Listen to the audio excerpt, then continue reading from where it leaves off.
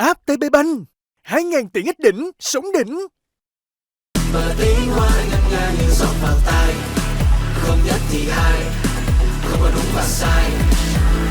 Và là tiếng hoa sinh ra vinh hoa về cho tiếng Hà. Giây phút chúng ta chờ đợi đã đến, lúc nào cũng sôi động nhất, hồi hộp nhất, căng thẳng nhất. Dance Battle.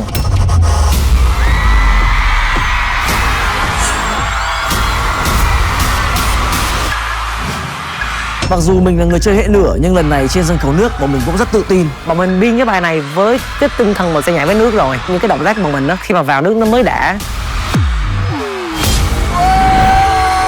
Để mà cho khán giả ồ wow liên tục thì những cái trick và những cái secret nó phải xuất hiện liên tục.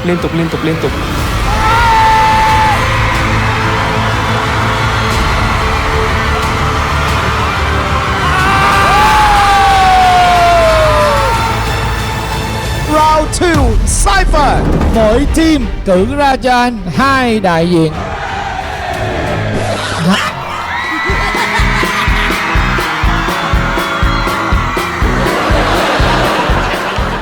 Cái gì? Phương Bình mà đã kết hợp với cả Cookie, đây sẽ là trận đèn đồ khủng khiếp nhất, long trời lở đất nhất trong vũ trụ C2 từ trước đến nay.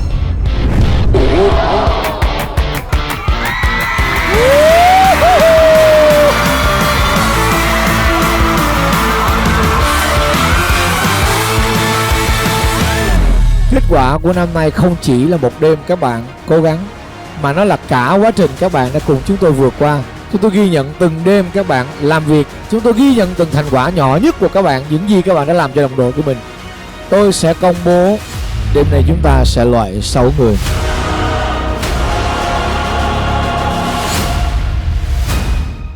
Bây giờ là kết quả. Trong 300 phiếu bình chọn của khán giả thì chúng tôi nhận được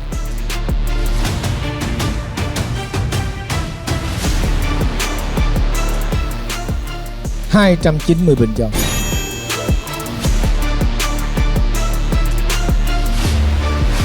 Tại sao là như vậy? Câu trả lời là có nhiều người không biết phải chọn EP nào. Với họ EP nào cũng hay hết, và họ không thèm chọn luôn.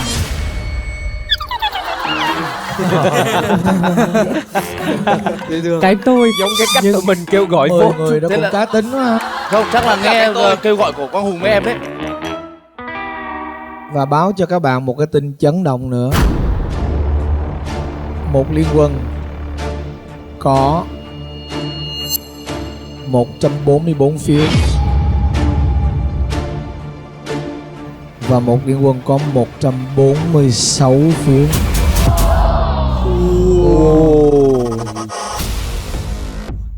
Có nghĩa là liên quân thắng chỉ cách liên quân không thắng 2 phiếu. Điều đó minh chứng là cả hai liên quân đều làm rất tốt cái việc của mình.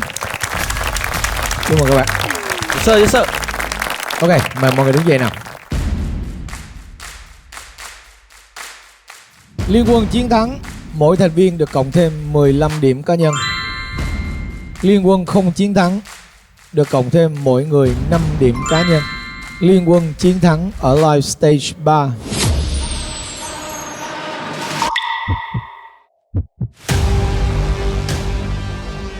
tên Hà C2 là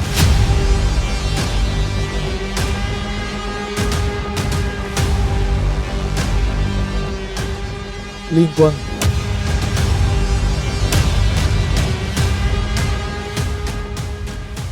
có 12 thành viên. Có 12 thành viên.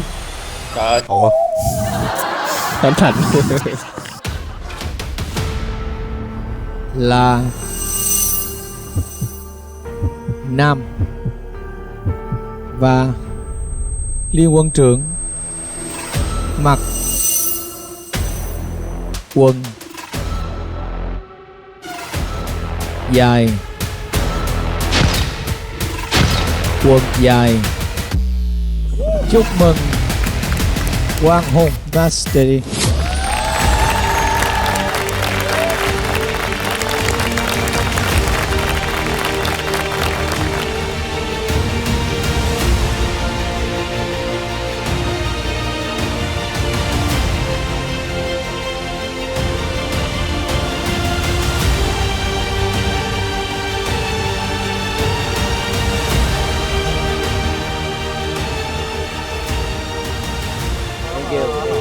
ơn em, cảm ơn em, cảm ơn em. Good job. Sao sao? Good job, good job. Sao sao sao? Sao sao? Cảm ơn em. Sao mà anh phải ép đi. Wow, kìa, wow, kìa. Số khi làm tốt rồi. Cái này tiếng Việt là gì ta? Đừng. Nghe rồi. Em làm tốt rồi nha. Em làm tốt rồi. Xong Thấp rồi. đi, anh em thấp đi. Bé đồ đen đi, nhanh lên. Con nốt đi. Quý vị và các bạn thân mến, như vậy sau live stage 3 này thì hiện nay phần EP, team của Quang Hùng đã chiến thắng trước team của Dương Domic và chúng ta sẽ có 15 điểm để cộng cho mỗi thành viên của team Quang Hùng và 5 điểm để cộng cho mỗi thành viên của team Dương Domic. Phần EP xin được khép lại ở đây và mời quý vị và các bạn sẽ tiếp tục theo dõi Dance Battle. Yes.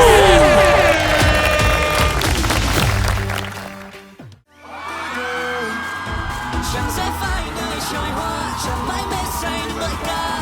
Thằng ta thêm bao sức trai, vì sao anh trai cứ say như là. Xin được chào mừng toàn thể quý vị và các bạn đã trở lại với Tinh Hà Say Hi. Thưa quý vị, đây là phần thi nằm trong khuôn khổ của Live Stage 3. Ở 2 tuần trước chúng ta đến với phần thi đấu của hai liên quân đã mang đến cho chúng ta 2 EP rất sáng tạo. Và ở vòng thi lần này chúng ta sẽ đến với phần Dance Battle. Một lần nữa chào đón toàn thể quý vị và các bạn đang trở lại với Dance Battle của Live Stage 3 Tinh Hà Say Hi. Thưa quý vị, chúng ta đang đến với Tinh Hà Say Hi, chương trình do V-Channel thuộc đất Việt VAC Group Holding sáng tạo phối hợp với HTV thực hiện. Chương trình của chúng tôi được phát sóng định kỳ vào 20 giờ thứ Bảy hàng tuần trên sóng của HTV2, V-Channel và ứng dụng Vion. Vion không thể rời mắt. Chúng tôi xin được cảm ơn nhà tài trợ kim cương của chương trình, ngân hàng TP Bank mang đến app TP Bank với hơn 2.000 tiện ích đỉnh sống đỉnh.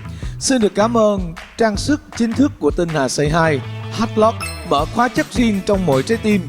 Và xin được cảm ơn nước hoa chính thức của Tinh Hà Say Hi, F Niche Perfume, nơi cảm xúc và cá tính được gửi gắm qua những dấu hương riêng. Và xin được cảm ơn thời trang pyjama chính thức của Tinh Hà Say Hi, Toha Homeware, hành trình hạnh phúc. Và xin được cảm ơn V Music Label đã kết hợp với Sony Music phân phối độc quyền âm nhạc của Tinh Hà Say Hi. Ngày hôm nay thì chúng ta sẽ tiếp tục hành trình với lại 24 bạn thí sinh và lần này thì họ sẽ là những dancer thực thụ và chuyên nghiệp. Cũng như thường lệ, chúng ta cũng sẽ có những khách mời đặc biệt để làm ban giám khảo để đưa ra những quyết định thật đúng đắn. Nhưng ban giám khảo cũng sẽ chỉ là một nửa quyết định, bởi vì chúng tôi vẫn có thêm một ban giám khảo nữa, đó là 300 khán giả xem live tại trường quay ngày hôm nay. Ở đây ai là fan của vòng Dance Battle? Có thể cho anh biết là vì sao em thích vòng thi này không? Dạ, các mùa trước em đều coi thì Dance Battle sẽ được nhìn thấy các anh là thể hiện cái tài năng của mình. Và các anh sẽ có những cái vũ đạo khiến cho tụi em rất là thích. Và đặc biệt là nhìn cái hồ bơi này thì nó sẽ... Anh hiểu em mà đúng không? Thiệt sự. Ok, anh rất hiểu em. Và anh hy vọng là các anh trai của mình cũng hiểu em luôn. Sẽ chơi tới nha. Thật sự ra ở vòng Dance Battle này thì cái tuyệt vời nhất là chúng ta sẽ được thấy là khi mà người ta được đưa đến cái chỗ khó khăn nhất, ở những cái giây phút mà nghẹt thở nhất, người ta sẽ làm gì. Bởi vì thưa các bạn, ở trường quay gần sáng rồi, mà ở một cái điều kiện khắc nghiệt như bây giờ mà chúng tôi mới phải vận động mạnh nhất để có thể Dance Battle cùng với cái an nguy cho cả một liên quân như vậy. Đó thật sự là một cái thử thách rất lớn cho những thành viên bước ra dự thi. Vì vậy cho nên hy vọng rằng là những tiếng vỗ tay bên dưới sẽ là động lực lớn nhất cho các anh trai nhảy thật đẹp đêm nay, được không ạ? Vỗ tay to lên, make some noise people. Và hãy chào đón hai liên quân.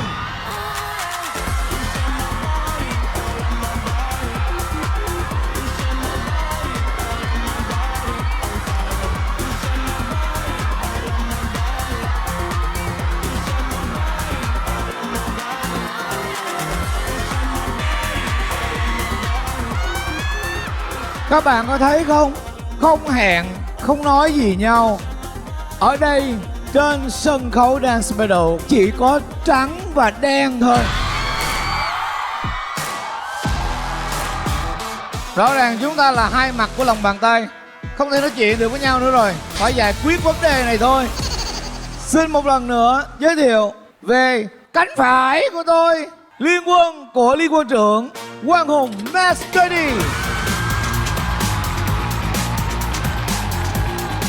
Cùng với các thành viên Captain Boy, Kyo, Red Evans,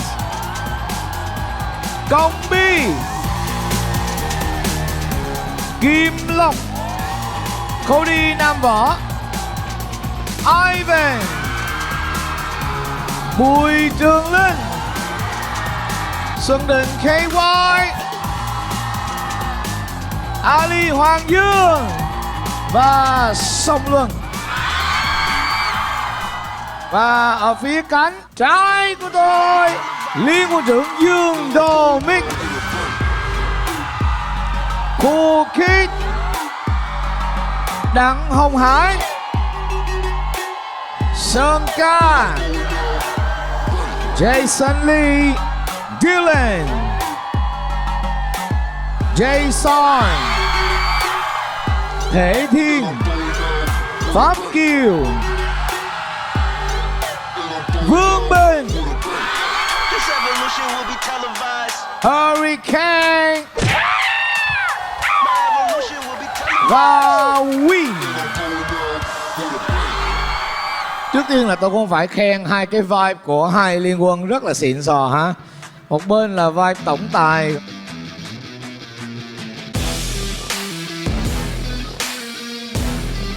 bên là vai những chàng trai đường phố hả? Hip hop boy. Ok.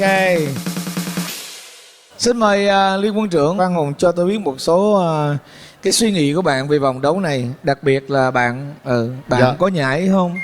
Dạ em có nhảy anh. Hay quá. Em có nhảy. Đã chơi rồi, phải chơi tới bến chưa anh? Ok. Mặc dù em biết là cái thế mạnh của em xương khớp nó không ổn lắm, nhưng mà cũng ok anh ạ. Mà lần này thì nhảy dưới nước, mà nước thì nó lại hợp mệnh thủy triều và mưa đá của em nữa. Thế cho nên thì cũng ok đấy anh ạ. Nghe đã có thủy triều mà còn mưa đá là ngon rồi. Với một cái lời mở màn cũng khá là tự tin thì không biết là Liên Quân trưởng Dương Đô Mích nghĩ sao ạ? Tại em thấy vẫn hơi yếu ạ. Anh để em hôn cho bên này đi. Anh em ơi! Ơi hơi nhỏ nha. Đấy anh thấy to nha anh. Bên này cũng chưa đều lắm nha. Cho em lại, đi. Lại. Anh em ơi! To vang. Đỡ hơn. Ok. Tôi đề nghị là các bạn tập trung hơn xíu để Liên Quân trưởng đỡ mất mặt. Ok. Cảm ơn các bạn. Em nghĩ là với vòng dance battle này rồi thì em nghĩ là em xin nói ít lại một chút. Và em xin nhường lại mic này cho main dancer chính, Cool Kid.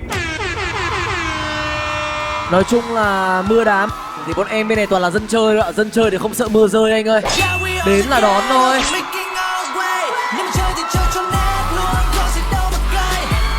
Cảm ơn em. Và ok, xin cảm ơn các bạn. Và hình thức thi đấu cho vòng live stage 3 lần này. Thể lệ thi đấu Dance Battle. Vòng 1, mỗi liên quân sẽ lần lượt trình diễn phần thi của mình trên sân khấu nước với tất cả 12 thành viên. Sau 2 phần trình diễn, ban giám khảo cùng 300 khán giả sẽ chấm điểm và bình chọn. Liên quân có tổng điểm ban giám khảo và khán giả cao hơn sẽ chiến thắng vòng 1. Vòng 2, mỗi liên quân cử ra 2 anh trai để thi đấu. Các anh trai sẽ trình diễn trên cùng một beat nhạc. MC sẽ chỉ định thứ tự trình diễn. Sau 4 phần trình diễn, 4 anh trai sẽ được xếp thứ hạng và nhận điểm tương ứng. Hạng nhất nhận 4 điểm, hạng nhì nhận 3 điểm, hạng 3 nhận 2 điểm, hạng tư nhận 1 điểm. Liên quân có tổng điểm của 2 anh trai thi đấu cao hơn sẽ chiến thắng vòng 2. Vòng 3, mỗi liên quân cử ra 1 anh trai để thi đấu.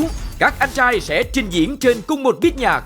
Anh trai nhận được tổng điểm ban giám khảo và bình chọn từ khán giả cao hơn sẽ giành chiến thắng cho liên quân của mình tại vòng 3. Kết thúc Dance Battle, liên quân có tỷ số cao hơn sau 3 vòng sẽ chiến thắng chung cuộc. Mỗi anh trai trong liên quân chiến thắng nhận được 5 điểm bình chọn cá nhân ở Live Stage 3. Và bây giờ xin được giới thiệu với các bạn giám khảo của Dance Battle lần này. Người đầu tiên là một người đã có công đưa Việt Nam vươn tầm quốc tế với bộ môn Walking. Ngoài những thành tích cộm cán trong bộ môn này, đã từng là Á quân, Quán quân, ở các cuộc thi trong nước và quốc tế. Xin giới thiệu một lần nữa niềm hãnh diện của Walking Việt Nam, C2Lo. Let's go.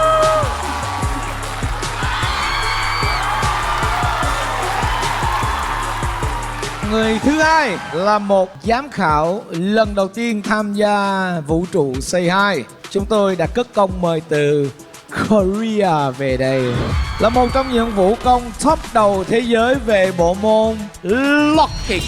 Và anh ta đã 3 lần vô địch tại Hàn Quốc. Và bên cạnh những thành tựu này thì anh ta đã giành được những giải thưởng khác trong các cuộc thi quốc tế, được mời giảng dạy ở các hội thảo cũng như là làm giám khảo các sự kiện khắp thế giới. Ladies and gentlemen, một niềm tự hào của locking Hàn Quốc. Thưa quý vị, Brother Ping.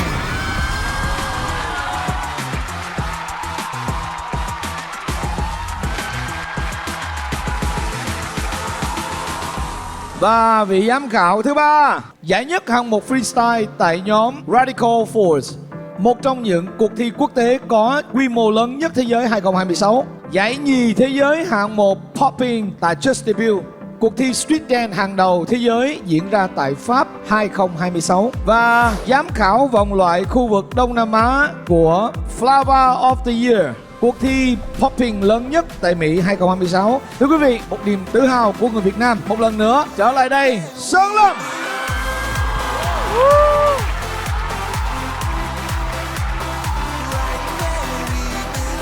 Sơn Lâm là một người rất là quen thuộc với lại sân khấu của Say Hi rồi. Nhưng mà không biết lần này khi trở lại đây thì Sơn Lâm có cảm thấy hồi hộp hơn không? Đây là một niềm vinh hạnh khi được trở lại với sân khấu này. Lâm mỗi năm đều nâng cấp bản thân mình, đều vươn tới những thành tích khác. Với tinh hà Say Hi, Lâm cũng mong chờ sự nâng cấp này. Và Lâm đã thấy được những cái thử thách sắp đến với mọi người. Và nhìn những gương mặt ở đây ai cũng rất là sẵn sàng. Và Lâm rất là mong chờ sự cố gắng của mọi người trên sân khấu ngày hôm nay. Lâm chỉ muốn tận hưởng và hiện diện ở đây để quan sát và đưa ra những góp ý chân thành nhất của mọi người thôi. Cảm ơn Sơn Lâm rất nhiều. Thì năm nay C2Lo có đặt một cái kỳ vọng gì đặc biệt dành cho các thí sinh của Say Hi hay không? Và bạn có thể nói cho họ biết một chút xíu về cái tiêu chí mà cao nhất của C2Lo để chấm điểm cho một thí sinh đó là gì? Đối với cả chuyên môn thì tất cả các anh trai ở đây thì chúng mình cũng đã từng gặp nhau rồi. Cho nên là C2Lo đã từng được xem các anh trai thể hiện ở những mùa trước. Thì Say Hi nghĩ là đến với tinh hà thì anh trai nào cũng nói là muốn đến đây để nâng cấp bản thân. Cho nên là Say Hi sẽ nhìn thật kỹ là trình độ các anh trai đã up level hay chưa. Và C2Lo sẽ cố gắng để chia sẻ rất nhiều về chuyên môn để giúp tất cả mọi người nhìn lại được cái hành trình là mình như thế nào. Và C2Lo mong chờ là tất cả các anh trai hôm nay thể hiện đem với tổ thật là xịn ạ. Đúng mọi người. Cảm ơn C2Lo. Thường là C2Lo sẽ là một giám khảo chấm rất là kỹ về chuyên môn, cho nên là các bạn cũng cẩn thận chút xíu. Ok. Và Brother Ben, welcome to Vietnam. 안녕하세요. 저는 전탄입니다. Xin chào anh Jonathan. Yeah, xin chào. Have a look at them. Oh, Okay, high so- quality for me. Yeah, High quality? yeah. Even, they don't dance yet, Yeah. but you know the quality. Yeah. It's mean Because stage and the vibe, Faces? I can feel. Yeah. The visuals. Yeah. Anh cần Đặng Hồng Hải cho anh một lời phiên dịch đi. Em hỏi là anh nghĩ như thế nào về cái quy mô tổ chức của chương trình của chúng ta và các thí sinh ạ?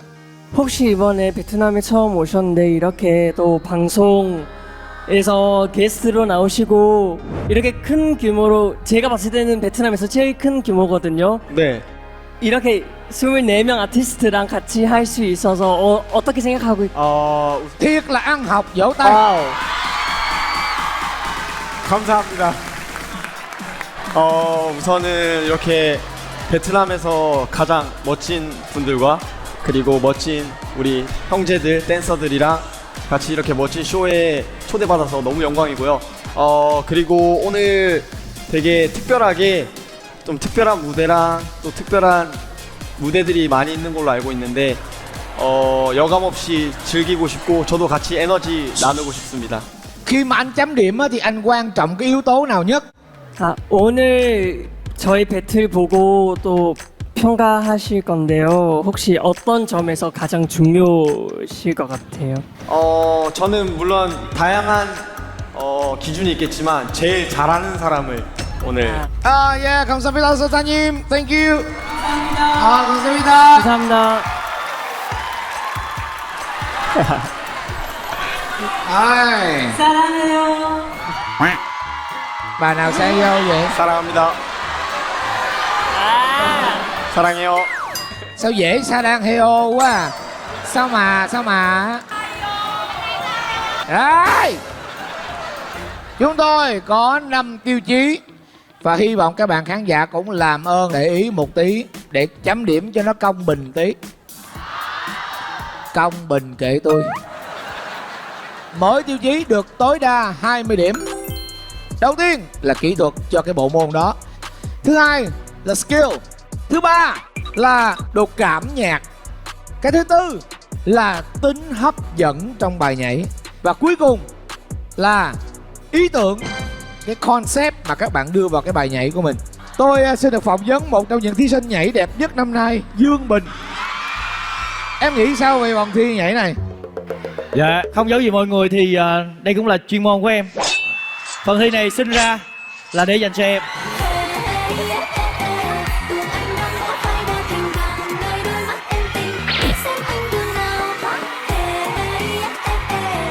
Em bước ra đây làm lại một cái nhảy cho fan làm theo.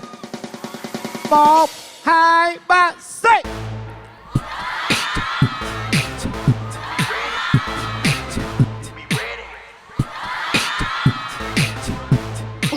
Các bạn hiểu chưa? Các bạn hiểu khi nào mình tại bày tỏ yêu thương với mọi người thì mình phải 2, 3.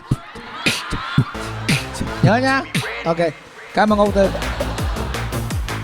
Anh thấy là chưa ai khè ai hết, anh hơi thất vọng đội này. Dạ thưa anh Thành, ở bên đó có Vương Bình rồi thì bên em có xin đề cử anh Song Luân ạ.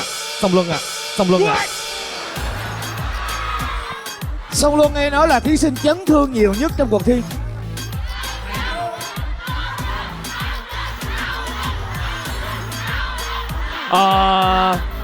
Yeah. Trời ơi yeah. Trời ơi yeah. Sao vậy em? Thôi đó, thật ra là sau cái đợt mà lần trước mà có chút xíu chấn thương đó, châm cứu đó thì chương trình mới làm cái hồ bơi này là dành riêng cho em. Chứ gì nữa, lỡ có té xuống thì cũng có nước, giảm áp lực. Cho nên em hiểu là Vương Bình chỉ cần bước ra, anh bước vô, anh bước vô, anh bước vô. 5 đi 5 về. Đúng vậy. Không có vừa được với lại Song Luân. Không đùa được đâu anh. Trời ơi em bắt biết dữ lắm. Ok. Cho một con biết đi. Gì vậy? Chưa mà. Chưa, lát đi, chưa mà. Bên này còn ai khè không vậy? Nói chung là từ nãy khi mà ở trên phòng make up thì em cũng đã vào đây và em đưa ra một lời tuyên chiến rồi. Em bảo rằng là bên kia ai nhảy giỏi nhất thì ra đây gặp em.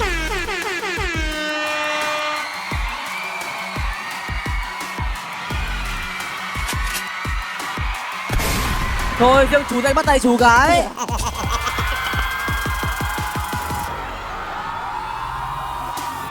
Ở bên này tôi thấy là bị sân. Người ta có một màn bên này 3, 4 thà qua. Hãy lên đi. Em muốn gì với bờ vai này? Nhưng mà từ từ khoan. Cái gì có em nữa vậy? Từ ê này.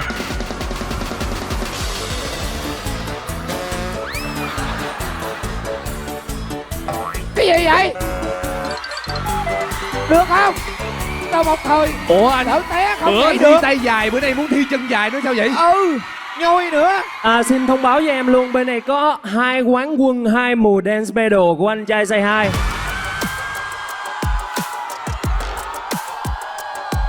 Ai à? Cho hỏi ai à? Không gáy gì lắm. 3 luôn à. Đây à. 3 đứa em à. Ủa có em hả? Ủa anh không nhớ sao anh? Anh Sơn Lâm nhớ em mà. Biết nhảy nói chuyện này thấy ghét. Chưa ai hiểu về chuyên môn nhảy múa. Nó bùi trưng lên nói chuyện nè. Ok.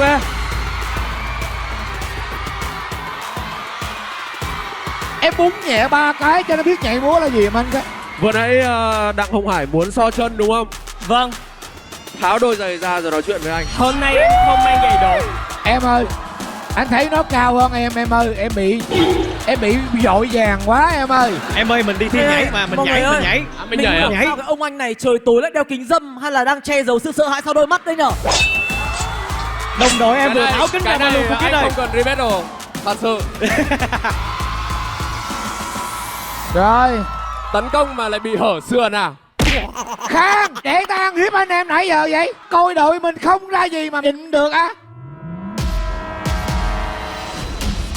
Cũng chưa biết nói gì thiệt. Anh ơi, bên team em chỉ có 2 chữ muốn nói thôi. Vô luôn. À, đây, 2 chữ đây, nhìn đây. You lose. You lose. You lose. Cảm ơn các bạn, phần voice ba đầu đến đây là ngon rồi. Giờ là đến phần bốc thăm.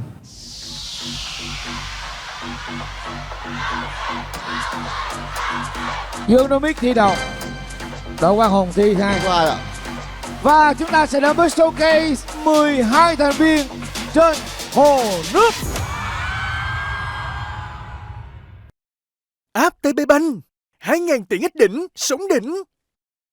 Cơ hội gặp gỡ anh trai tại chung kết trực tiếp và nhận photocard A1 khi mua Tinh Hà Say Hi Premium. Trước khi mà sắp xếp người thì mình vẫn nói một thông điệp quan trọng, anh em phải happy. Vòng này là một vòng khá quan trọng vì chúng ta có Dance Battle. Chúng ta cần phải có cái khung nhanh lập tức để anh em có thể tập được càng sớm càng tốt. Về phần nhạc thì lần này thì chúng ta sẽ nhờ một người, đó chính là Thể Thiên. Chúng ta có câu nói không gì là không thể thiên. Em thì em sẽ tin tưởng hoàn toàn vào anh Thể Thiên, cho nên là chắc là anh Thể Thiên xem một chút về cái idea làm cái bài này. Mình sẽ làm cái energy nó battle hơn, nên mình sẽ sample nhạc của chương trình. Oh yeah. Quá đẳng cấp. Và mình sẽ chơi 4 đến 5 thể loại. 4 đến 5 thể loại khác nhau. Phải điên lên. Đây là khoảnh khắc mà bọn mình sẽ được vui cùng nhau, bọn mình sẽ được quẩy cùng nhau, sẽ được quậy cùng nhau. Nên là bạn cứ dựa theo cái tinh thần đó mà để mình làm thôi. Mình là một đứa siêu thích xem mấy cái dance competition đó. Bài nhóm 10-12 người trở lên đó, họ sẽ có một cách làm nhạc nó rất là ADHD. Những người giống mình cứ đang nói chuyện một chủ đề đúng không? Đổ qua 12 chủ đề tiếp theo thì bài nhạc nó cũng giống vậy. Trong một bài nhạc nhưng mọi người sẽ được nghe khoảng tới 5-6 bài nhạc. Beat rất là đã nư của tụi mình và nghe cái là muốn nhảy liền luôn á. Có những cái sample mình chọn ra để mà mình bỏ như cái track nhạc này á. Mình đã cười tủm tỉm khi mà mình ngồi làm. Mình mong mọi người sẽ cũng enjoy cái track Dance Battle của Liên Quân, Dương Nomic. Chắc là vẫn nhờ cả Hải phụ anh Thịt để biên cùng với anh em. Dạ vâng. Từ lúc đó trong đầu Hải chỉ có 2 chữ thôi: happy và chiến. Tại vì chúng tôi chỉ có giới hạn là 2 phút mà thôi. 2 phút nếu nói để nhảy là rất dài. Tuy nhiên nếu để tính đủ đất cho cả 12 người nhảy là một điều rất khó. Đây, ông là sẽ xuống em đi làm sao nhau để suy vào. Tốn gần 4-5 ly Americano, hơn 10 tiếng ngồi một mình ở quán cà phê để phân chia đội hình. Ngày tập cũng đã đến, đã biên xong cùng với anh Việt và Hải phán cho một câu xanh dần. Một cái bài 3 phút thì nó sẽ có từ 5 đến 6 đội hình đơn giản thôi. Nhưng bài này mong là mọi người đi với em 18 nó phải đội hình. Mọi người đi với em 18 nó phải đội hình. Trời ơi em ơi. 8 tuần. Em đã cố gắng rút gọn hết rồi nhưng mà nó vẫn đạt đến 18. Xoay vòng thôi. Khi mà nhìn thấy bài dựng mọi người vừa tập nhảy vừa hay nhìn qua Bình á. Anh ổn không anh Bình? Anh ổn không?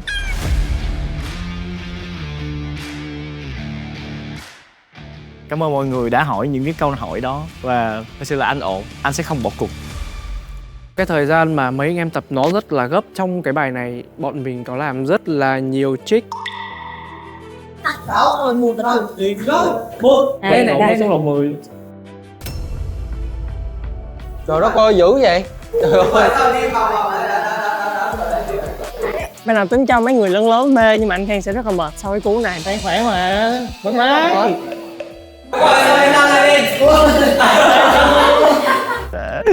Đúng ra là họ phải bê Cool Kids, nhưng nặng quá họ cũng có sức, họ yếu. Đổi thành Thể Thiên và Cool Kids. Cô Kết nó bị tiền đình đấy. Chúng tôi vừa phải làm bài hát mà chúng tôi vừa phải lo một cái dance battle mà 12 người nữa. Mọi người lịch chồng chéo lên nhau rất là khó để sắp xếp và tôi đã tạo luôn rất group ekip của 12 anh trai để thông báo về đạo cụ, lịch trình tập luyện, những thứ cần phải chuẩn bị như trang phục. Tôi hiểu được cảm giác của ekip sản xuất chương trình Tinh Hà Say Hi. 1-2 giờ đêm rồi nhưng mà nhạc ở trong phòng tập vẫn còn sập sình và anh em cứ liên tục là những cái động tác mà anh em cứ làm vậy xuyên đêm. Dance battle mà mình chỉ tập được đúng 2 buổi thôi. Anh em làm rất là tốt và ai cũng dùng hết công sức cả nên là bái phục anh em. Cho em xin lại cái đội hình mà mọi người đi cái này nha. Cool Kid, sao mà anh so mấy đối diện? Team của Hoàng là Hương nổi. Hoàng rất là vui khi nào mình tham gia dance battle có 12 người luôn. Giống như mình là một cái gia đình, ai phải cố gắng hết thì Hoàng rất là thích. Happy birthday to you. Happy birthday, happy birthday, happy birthday to you.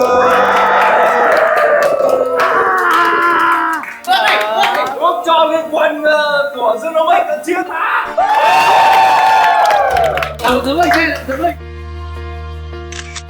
Có những cái secret ở trong cái bài nhảy này. Mọi người hãy cùng chờ đón xem và chắc chắn là mọi người sẽ không thể rời mắt được vào cái bài nhảy. Xin mời quý vị mặc áo mưa vô và hãy cho bọn tôi viral trên khắp cả mạng nha. Cảm ơn quý vị.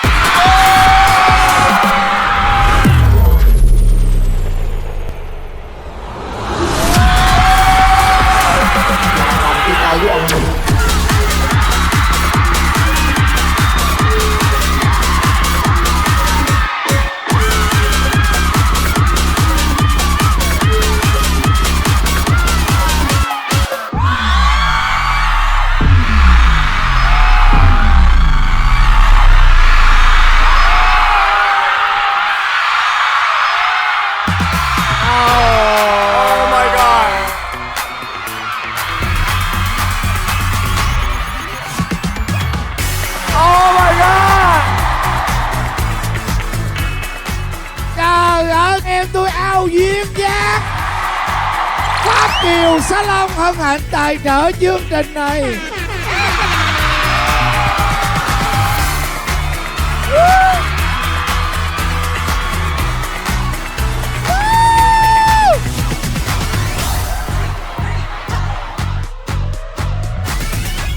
Vũ đoàn Hair Beauty Salon xin đón chào toàn thể quý vị. Hấp dẫn không? Có giải trí không? Trời ơi, chấn động chưa? Cho tôi hỏi là ý tưởng bài này ai lên concept vậy? Trong bài này thì Thể Thiên và Đặng Hồng Hải lên concept ạ. Một tràng vỗ tay cho Đặng Thể Thiên đâu. Và Đặng Hồng Hải. Mọi người đã luyện tập bài này như thế nào? Có gặp khó khăn gì không? Dạ, đối với việc luyện tập bài này thì em cảm thấy rất là khó khăn.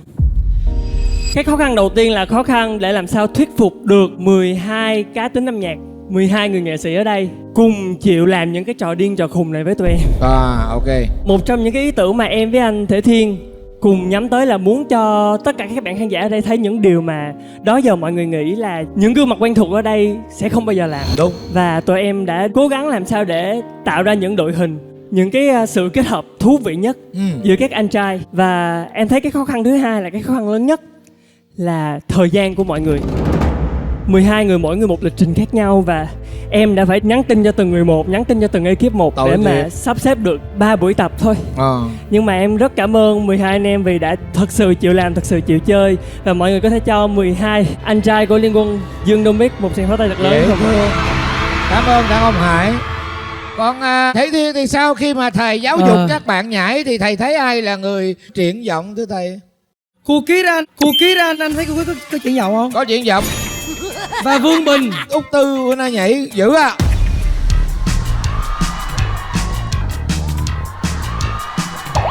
Ông con Hugo cử đà điểu á.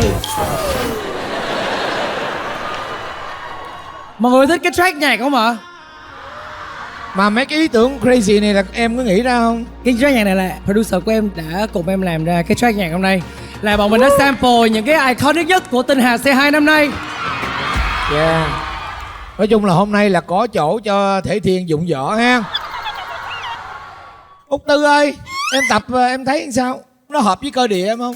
Dạ em nghĩ là hợp vẫn còn hơi thiếu một xíu. Tại vì những cái mà chuyên về hài thì em nghĩ là khả năng em có thể hơn. Bởi vì mà lifestyle cũng dựng vậy thì chắc em nhảy thêm được 8 bài nữa. Nhớ mua vé coi concert để coi Út Tư nhảy riêng 8 bài trong đêm đó. Cảm ơn em. Cho em hỏi mọi người là vừa đấy có ai thấy Jason backflip không ạ?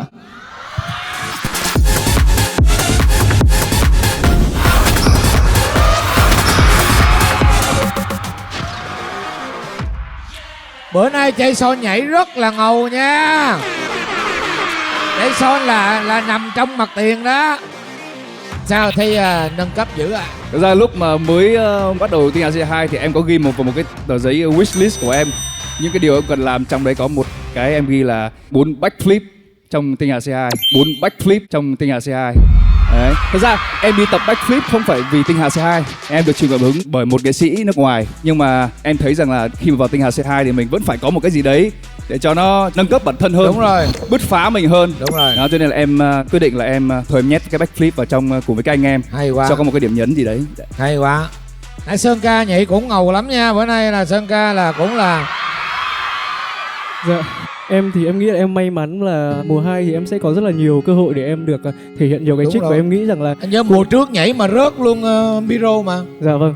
Thì thực ra là đến với mùa này thì em nghĩ rằng em vẫn sẽ giữ cái năng lượng mà anh luôn nói với em. Đúng. Và em sẽ có phần tiết chế hơn một chút, bởi vì là thực ra là em cũng có lắng nghe ý kiến rất là nhiều và em thấy cái đó là cái điều tốt nhất và khán giả sẽ thích mình hơn là cái đấy. Cảm ơn Dương. Em ruột là cái đoạn cuối là gọi đầu là em từ xung phong hay là Thiên bắt em làm? Cái lúc mà tập á thì em sẽ kết đi về xong rồi em đứng vậy em thấy nó bình thường quá, mình phải thiếu đúng thiếu rồi bọt.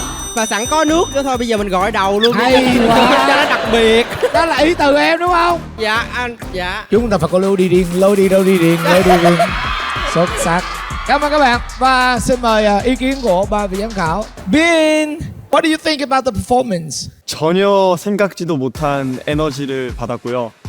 너무 에너제틱했고요. 밝았고 그리고 우선은 백플립 되게 인상 깊었습니다. 저는 퍼포먼스 할 때 하이라이트가 있어야 된다고 생각하는데 되게 하이라이트가 됐었던 것 같아요. 이거 먼저. 그리고 팀인데 각자의 캐릭터가 너무 전달이 됐고요. 한 명 한 명이 어떤 성격을 가지고 있는지 느껴졌고, 그리고 물이 있어서 되게 두려울 텐데 거기서 물을 뿌릴 생각을 했다는 게 저는 거기서 되게 충격 먹었습니다. 네. 그리고 마지막으로 샴푸할 때 그때 사랑에 빠져버렸어요. 감사합니다. Thank you.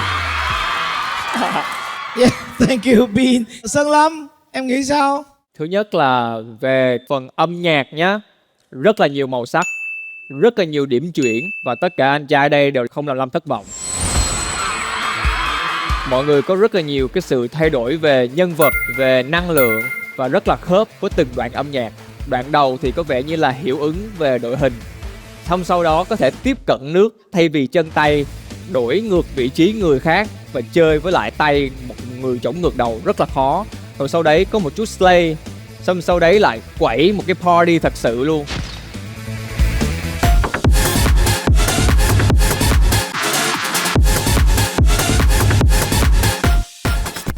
Rất là nhiều cách tiếp cận và mình thấy được cái sự màu sắc của mọi người trong một cái bài màu sắc như thế này. Đó là điều rất là khó. Một tràng pháo tay cho toàn thể đội. Yeah. Nhưng mà cũng phải nhắc thêm Jason một lần nữa. Quá hay đi, quá liều, kinh khủng khiếp. Backflip trên cái sàn nước như thế thật sự là một cái rất là tâm huyết. Ráng lắm thì Lâm cũng có thể làm được nhá. Nhưng mà sàn nước như thế Lâm cũng phải e ngại. Mà thấy được Jason làm được gì đấy, Lâm cũng thấy được cảm hứng. Jason! Come on in! Bây giờ thử thách thêm nhé. Lam muốn Jason không phải là một lần làm ở sân khấu này không, những bài khác hãy thử một lần nữa. Lam biết chắc là Jason có thể đáp ngầu hơn nữa, đáp tốt hơn nữa. Ok, Lam còn muốn highlight đoạn breaking, một cái thể loại đầu tiên của street dance. Thì Lam có thấy Sơn Ca đi một cái chuỗi footwork ở dưới rất là chuẩn.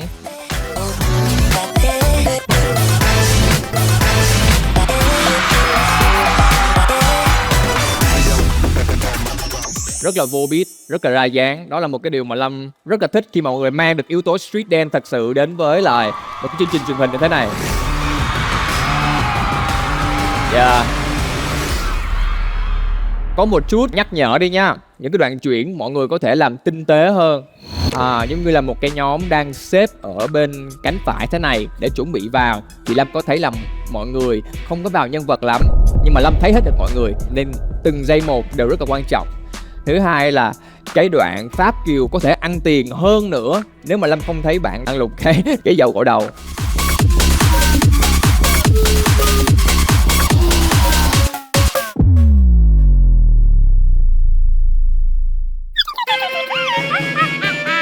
Có nghĩa là trốn kỹ hơn. Trốn kỹ hơn nữa. Nhưng mà thật ra vẫn bất ngờ. Tại sao cái bọt nó ra nhanh như vậy? Không hiểu làm sao mà cái tay nó làm quá nhanh luôn. Ý mình nói là Kiều nó gội đầu thường xuyên ở nhà đó, nó tạo bọt tốt lắm. Không biết là Lan móc cái gì, nhưng mà lúc mà check lên một cái là bọt cực kỳ nhiều, nên rất là wow cái đoạn đó. Thấy được nhóm này có chất chơi. Ok, nói chung là chúc mừng mọi người có một cái bài rất là màu sắc. Rồi, chơi liều rồi rất là vui vẻ. Tuyệt vời. Dạ em cảm ơn anh. Cảm ơn Sơn Lâm với những lời chia sẻ rất là chi tiết. Và xin mời Situlo. Situlo xin được chúc mừng bài biểu diễn rất là thành công của đội anh trai Dương Đô Minh. Chắc là Situlo sẽ chia sẻ những điểm mà có thể khắc phục được trước khi mà mình khen nhá. Thì có một vài điểm mà Situlo nghĩ là cái bài này sẽ có thể khắc phục được tốt hơn nữa. Đầu tiên đấy là việc mình chạy đội hình. Các bạn cũng biết là khi mình có các cái tổ hợp đôi, ba hay là đặc biệt là cái tổ hợp đầu tiên có cái 5 người nhảy á, thì những cái tạo hình ở đằng sau, ví dụ 6 người đứng sau cũng phải là một cái hình khối gì đó.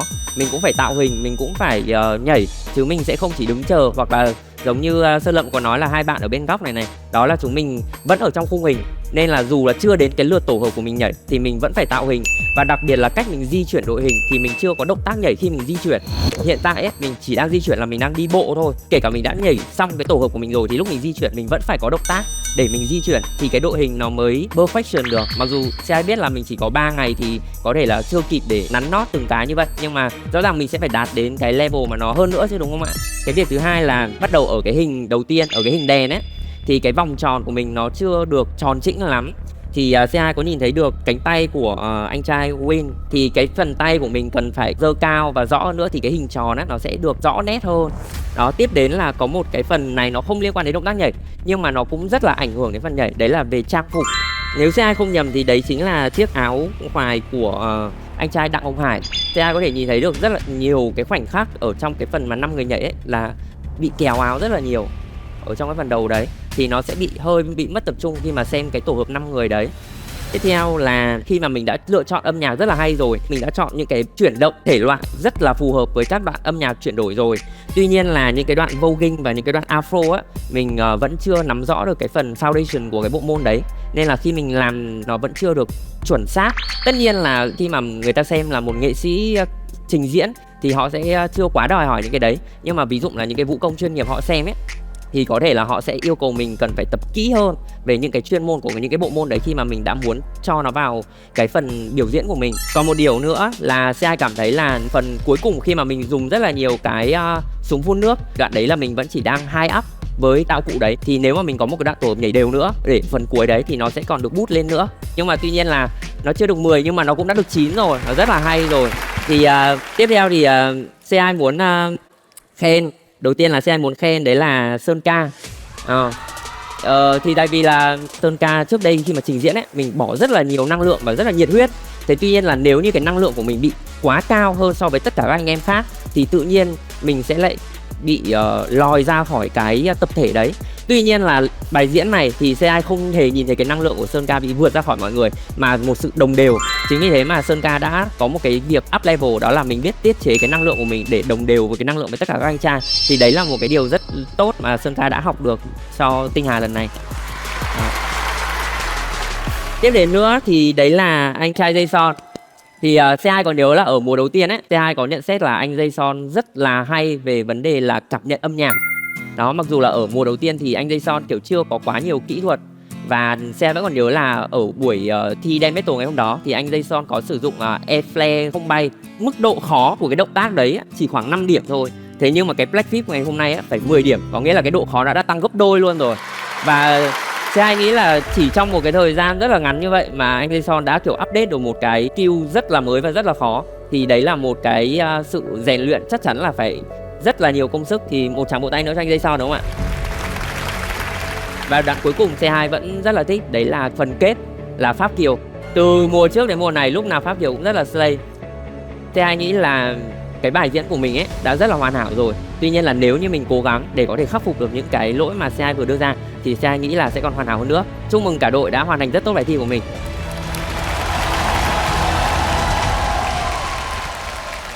Xin được cảm ơn một phần nhận xét rất là chi tiết của giám khảo C2Low, và tôi tin chắc rằng các bạn cũng đã một phần nào đó rút được cái kinh nghiệm của mình. Một tràng pháo tay nồng nhiệt cho sự cố gắng nỗ lực hết mình của Liên Quân Dương Domic. Và xin mời giám khảo sẽ cho điểm cho phần thi này. Tất cả các bạn khán giả nếu thích bài thi này bấm số 1, không thích khỏi bấm. Bình chọn bắt đầu.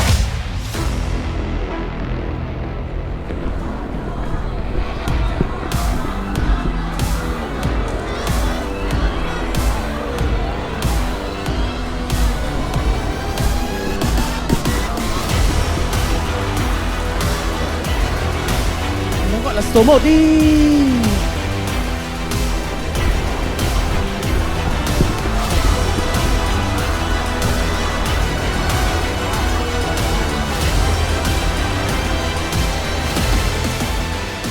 Cảm ơn mọi người rất nhiều. Xin cảm ơn team Dương Domic. Mời các bạn theo dõi phần thi tiếp theo. Xin mời đội Quang Hùng Master đi. Còn là tinh hoa sinh ra vinh hoa về cho tinh Hà. Biệt thự biển Mandarin Oriental Đà Nẵng, nét xa hoa kín đáo. 3 bài hát trở thành một cái EP, nó đã là một cái chuyện rất là khó rồi đúng không? Nhưng chưa đủ. Dance Battle nhưng cả nhóm được không? 12 người. Một sân khấu mà 12 con người hòa vào làm một. Mỗi người sẽ đảm nhận những cái vai trò khác nhau, lại còn nhảy dưới nước nữa. Nhưng cái ăn điểm nhất ở dance perform của Tinh Hà C2 là chip. Đúng rồi, chip. Những cái đấy thì chưng thì dựng lên một lửa. Một cái rất quan trọng là đều tất nhiên rồi. đều bắt biết. Rất là tin tưởng Công Bi. Đã quan sát Công Bi ngay từ vòng đầu tiên là Hùng cảm thấy là bạn rất là kỹ tính về cái câu chuyện là bây giờ xếp ai ngồi đây, xếp ai đứng đây và xếp ai đứng đây, làm sao cho đội hình nó đẹp nhất có thể. Công Bi chắc chắn phải lead team 12 người. Cái đội hình không nhá mọi người. Ok. Giờ bây giờ di chuyển sang đội hình 1 này. 3, 2, 1 di chuyển. Đổi đi nước. Tới qua. Sau khi nhìn 1 này, chúng ta di chuyển sang đội hình 3. Anh Hùng đứng dưới anh đấy. Đây vị trí đội hình 3. Ok. 2 đến 1 0 1 2 2 2. 2. Ok. Châu. Nó không giống như là một bài biểu diễn để remake theme song nữa. Không phải là nhớ vị trí vào để thực hiện cái phần verse của mình, mà đó chính là phải chạy đội hình cho nhau. Những buổi đầu là loan tùm lum lên. 5, 6, 7, 8 là mọi người lướt nhá. 5, 6, 7 lướt. And 1, and 2, and 3, 4, 5, 6, 7, and 8, and di chuyển. Công Bi không muốn đây là một bài nhảy bình thường. Công Bi sẽ lồng ghép nhiều những cái thể loại. Cái base của cái bài nhạc này nó vẫn sẽ là hip hop, nhưng phải đan xen những cái yếu tố như là thể loại afro này, múa võ này, sexy, bí ẩn. Vào một cái môi trường mà nhảy rất là nhiều. Buổi sáng mình làm nhạc xong 12 giờ mình phải có mặt, mình không thể nhớ được động tác luôn.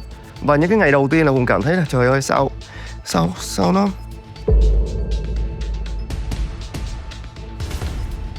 Thức nguyên một đêm làm nhạc xong rồi phải lên tập nhảy với lại tất cả các anh em. Khi mà bước lên phòng tập thì Ali cảm thấy là những ánh mắt lờ đờ, những nụ cười ngờ ngợt. Chỉ có duy nhất một người mà tôi thấy lúc nào cũng hừng hực lửa khí thế, đó chính là thầy giáo Công Bi.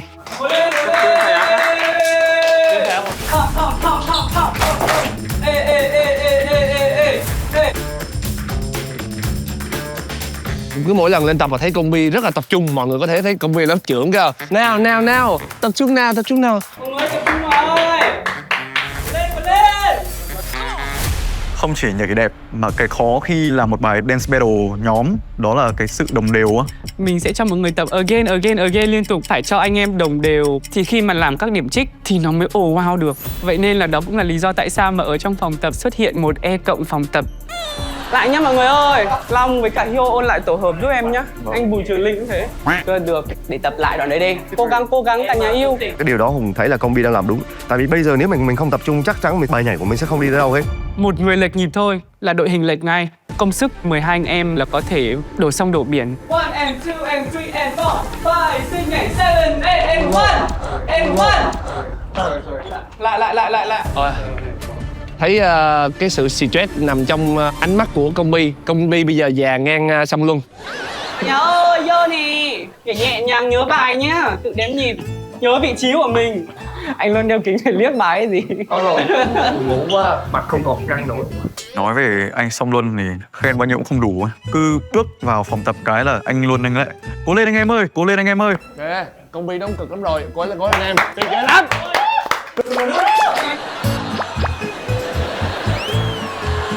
Cây năng lượng cho cả liên quân ấy. Bây giờ không đếm anh em nào sai, bỏ vô 50.000. Đi mua nước cho anh em. $50,000. Ok. So get I'm rich. 1 2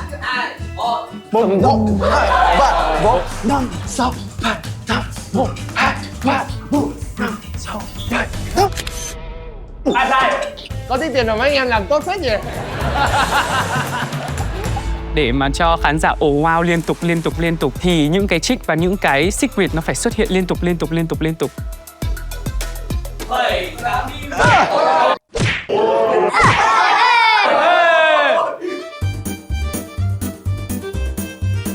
Và ca võ nhạc sĩ Kim Long sẽ được bay lượn trên không trung. Mọi người biết mà, sân khấu nước thì sẽ phải có một chút gọi là 60 thì...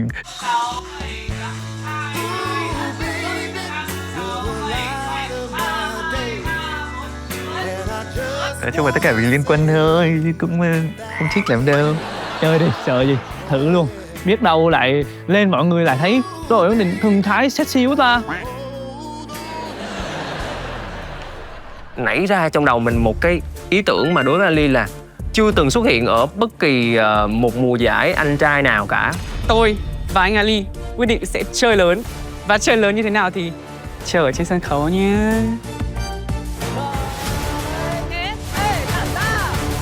vỏn vẹn chỉ có chừng 5-6 ngày tập bằng cái cách nào thần kỳ, với những sự vắng mặt lẻ tẻ đó mà mọi người vẫn có thể hoàn thiện được tốt cái bài dự thi 12 người. Mặc dù lúc đầu nó hơi rối rắm xíu, nó hơi kiểu nhức đầu xíu, nhưng cũng đã xong.ผมnghĩ đây là như là một phép màu vậy.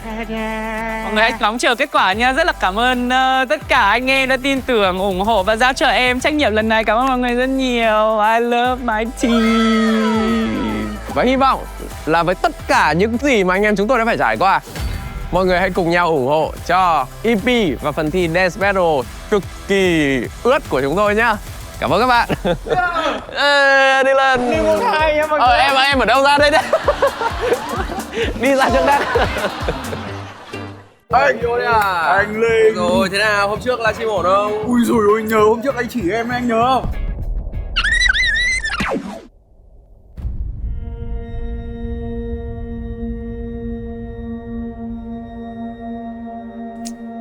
Ui rồi ôi, cô em ở đây làm gì mà gọi là thơ thần thế hả?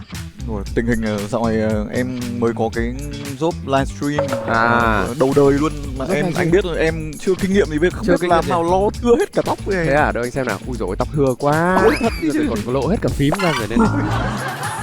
Ở đây là sẵn anh đang livestream này. Em chào các bạn đi. Xin chào cả nhà nho. Xin chào tất cả các bạn đang theo dõi Tinh Hà C2 nho.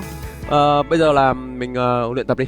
Vâng, thế thì anh hướng dẫn em ngay trên livestream mình. Bây giờ nhá, em hãy bật mí cho các bạn cách săn vé concert chương trình Tinh Hà C2 miễn phí. Ui, không phải chủ đề hot thế. Thế thì anh em mình triển luôn, nó tập luôn thôi. Tập đi. Rồi, vâng. Hello, chào cả nhà yêu. Chào cả nhà yêu của Hio và anh Bùi Trường Linh nho. Các bạn đã sẵn sàng đi concert Tinh Hà C2 chưa ạ? Chỉ cần lên app TP Bank, tham gia vòng quay may mắn trên app TP Bank để có cơ hội nhận được vé tặng. Vé tặng. Bây giờ mình livestream là mình phải chú ý cả comment nữa. Tìm nhá. Bây giờ chỉ em cách được giảm giá vé đi. Đấy, em trả lời câu hỏi đi. Em mở ngay thẻ tín dụng TP Bank Mastercard Fest. Khi xài thẻ này mua vé concert sẽ được giảm tới 50%, tối đa 300k cho giao dịch đầu tiên và giảm 15% tối đa 200k cho giao dịch tiếp theo luôn. Mọi người hỏi cách hướng dẫn mở thẻ luôn đi này.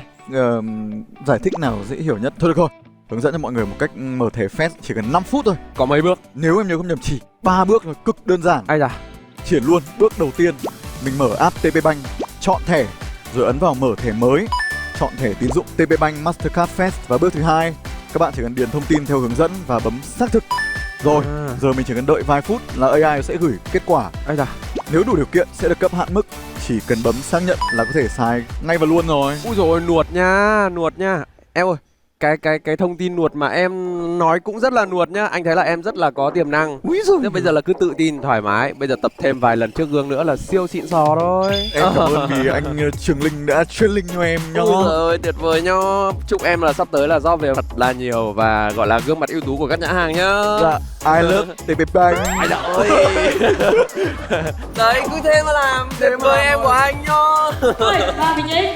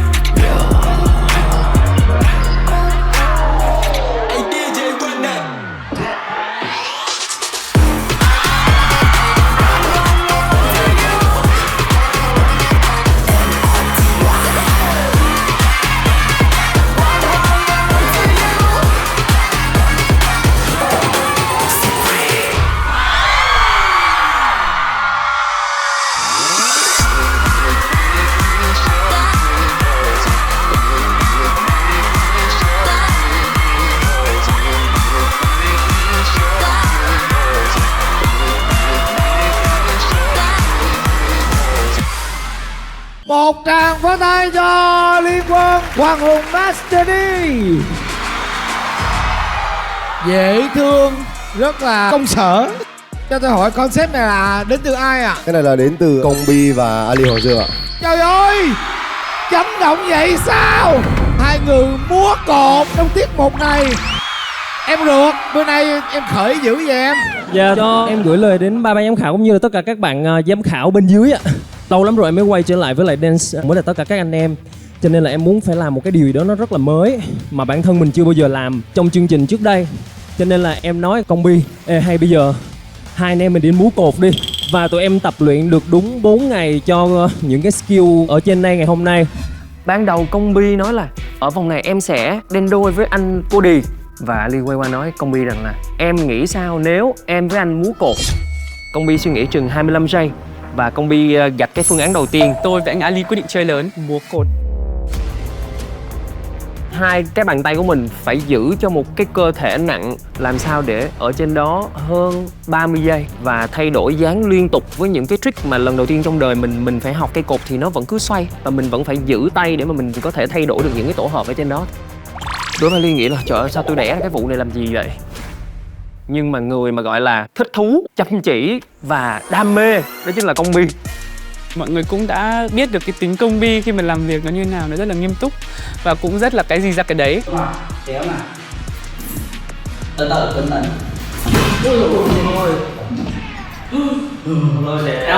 Không mong muốn kể lể nhưng mà hôm nay xin được cho mọi người thấy được những cái vết bầm và những cái vết gọi là đã trải qua để có được bài Dance Battle 12 người như ngày hôm nay. Bảo Ly hy vọng rằng khi mà khán giả xem, mọi người sẽ yêu thương team của chúng tôi. Tôi chỉ mong vậy thôi. Cảm ơn mọi người rất nhiều. Mà nói cho mấy bạn biết vậy nè, tập không có nước, tự nhiên nhảy một hồi nước nó dính vô cây cột nó trơn. Cái đó nó khó hơn. Công Bi thấy ý tưởng này táo bạo không? Có hối hận lắm không? Thấy nó trơn quá vậy? Em không anh ạ. Mọi người thấy sao ạ?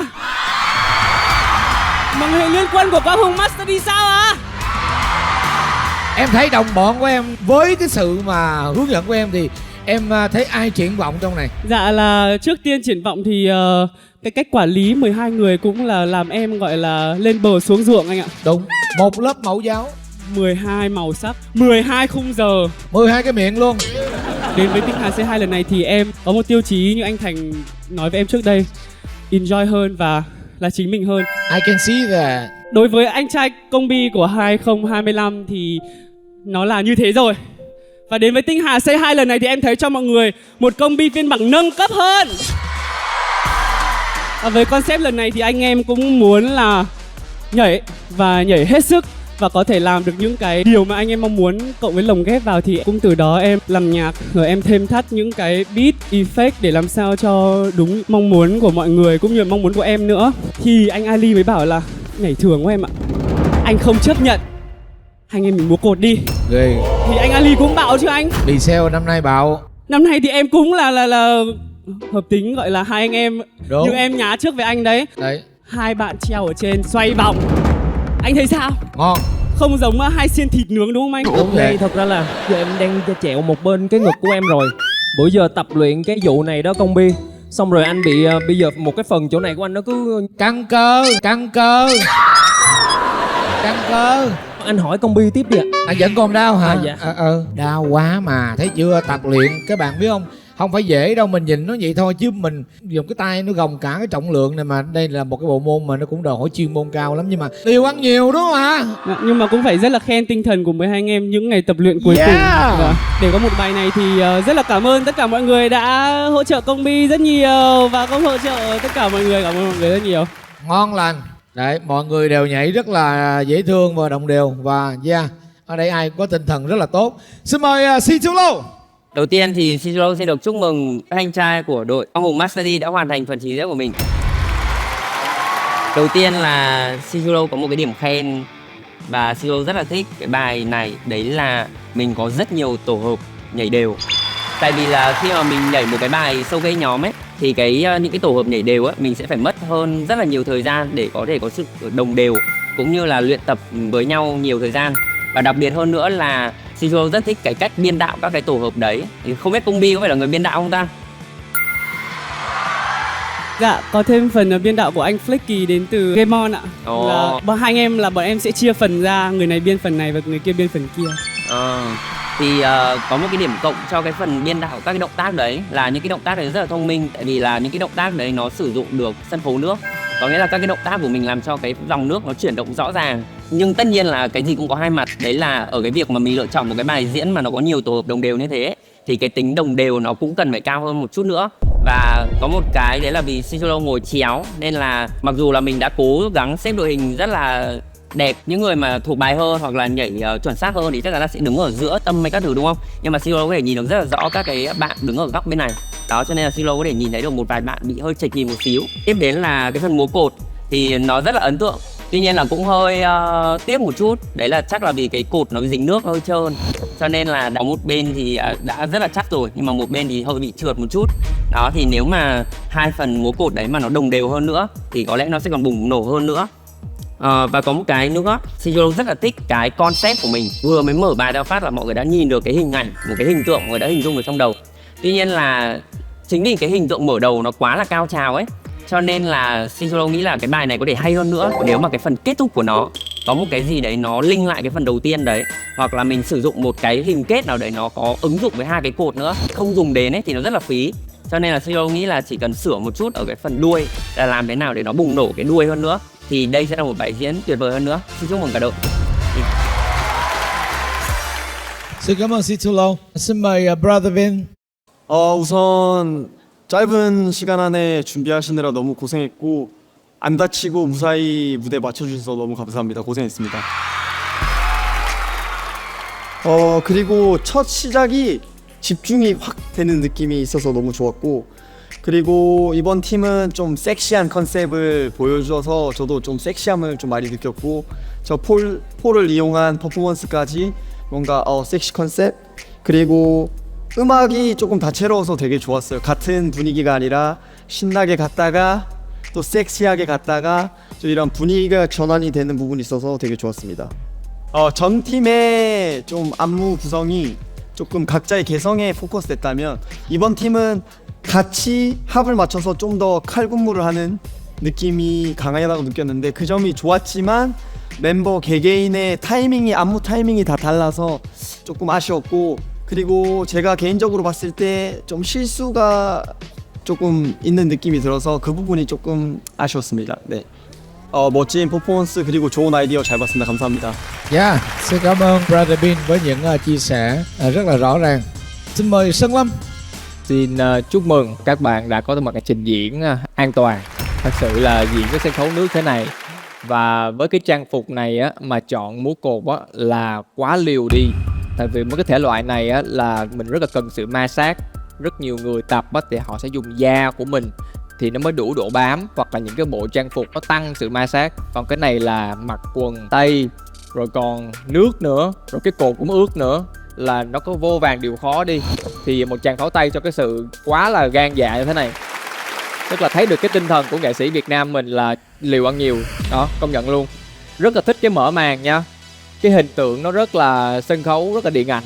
Hơi tiếc một chút là cái đoạn mà ném những cái đạo cụ mà thể hiện cái sự làm việc như công sở đó thì nó chưa có ý lắm. Tự nhiên đang thấy làm việc hăng say cái tự nhiên ném thì cái đoạn chuyển nó ở đâu.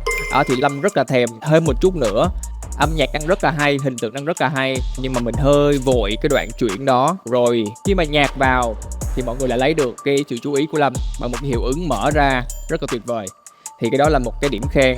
Yes, đồng đều là một cái điều tốt. Rất là nhiều đoạn tổ hợp đồng đều và thấy được cái sự tinh nghịch trong cách chơi nhạc nữa. Nam Cody có một cái đoạn mà đang nhảy rất là sung, cái tự nhiên nở một nụ cười nhẹ nhẹ một cái.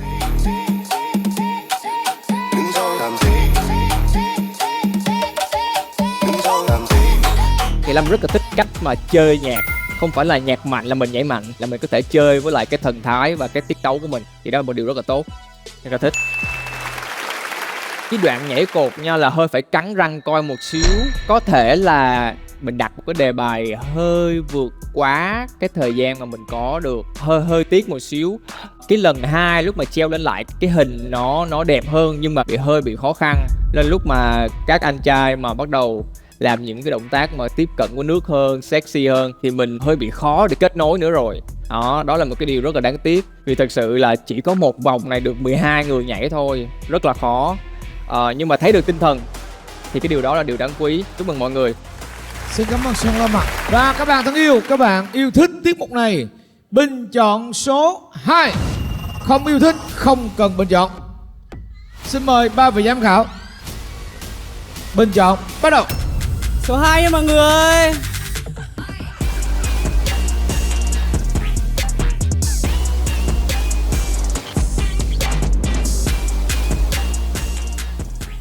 Ok, các bạn thân mến, chúng ta dựa vào 5 tiêu chí để chấm điểm: concept, kỹ thuật, skill, cảm nhạc và độ hấp dẫn. Độ hấp dẫn. Độ hấp dẫn.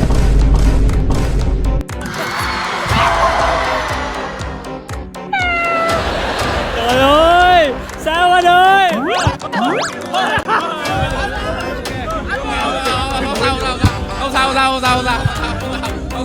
Không sao, mũi chưa sao. Vẫn là top 100. Một chút xíu miễn mãn thôi. Anh em mình cứ thế thôi. Sau đây là điểm số đến từ ba vị giám khảo. Điểm số dành cho team Quang Hùng của Sơn Lâm là 91. Điểm số dành cho Dương Domic của Sơn Lâm là 91. Điểm số pin dành cho team Quang Hùng là 90. Dành cho team Dương Domic là 93. 3 điểm. Hơn 3 điểm thôi, đừng vội mừng. Điểm của Situlo dành cho Quang Hùng là 80.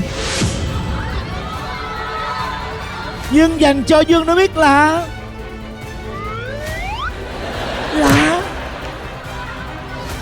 90.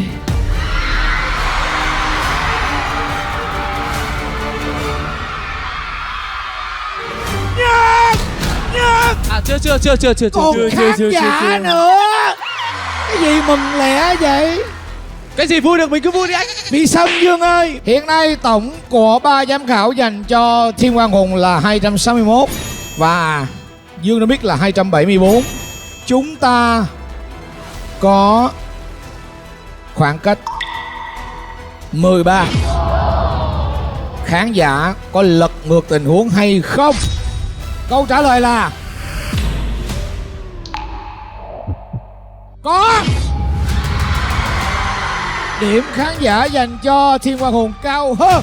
Dương Domic nhận từ khán giả 180. Quang Hùng nhận từ khán giả 187.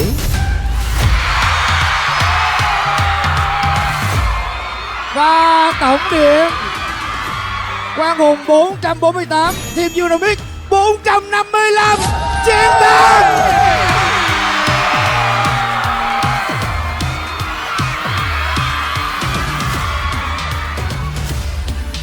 Cho tôi biết cảm xúc của các bạn ngay lúc này ạ. Úc Tư, gay. Thấy chưa, hồi nãy nói cái gì? Mới là làm vài đường cơ bản thôi đó, chưa có dùng nhiều sức đâu. Để lại cho coi nào. Cho tôi biết suy nghĩ của các bạn ạ. Dạ, team em với một tiêu chí là thắng không kêu, thua không phục. Thua không phục. Kỳ vậy? Ủa kỳ vậy? Thua keo này ta bày keo khác. Đội em còn round 2, round 3 ra chơi nè. Anh em round 2, round 3 nhờ cố gắng nhá. Chứ nhìn anh em round 1 để trông như kiểu là mấy anh em kiểu họp công ty cuối năm ấy. Team building ghê em. Mà anh Vương Bình thì em đã bảo anh nhảy 10% sức mạnh cơ mà, sao anh nhảy 20%? Bảo như thế rồi đấy. Anh xin lỗi. Ghê quá. Thế anh Vương Bình xin lỗi mọi người. Rồi ok, vỗ tay. Đội em thắng rồi đang vui nên em nói luôn là em xin shout out cho biên đạo Vịt Đen đã cùng tụi em thực hiện bài biên này, em cảm ơn rất nhiều. Cảm ơn Vịt Đen. Thank you. Còn là tiếng hoa sinh ra vinh hoa về cho tim Hà. Mở Vion xem trọn bộ Ngự Đình Giao, bản thuyết minh và phụ đề. Bây giờ chúng ta sẽ đến với round 2, phần Cypher. Mỗi team cử ra cho anh 2 đại diện. Yes sir. Rồi, Cypher bên Quang Hùng lại. Wow, Ivan và Nam Cody. Cypher bên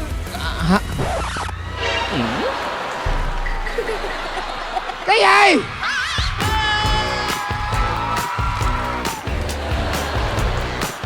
Thì thật ra là hôm nay thì em cũng muốn em và Cookies sẽ ra để thể hiện bài đường.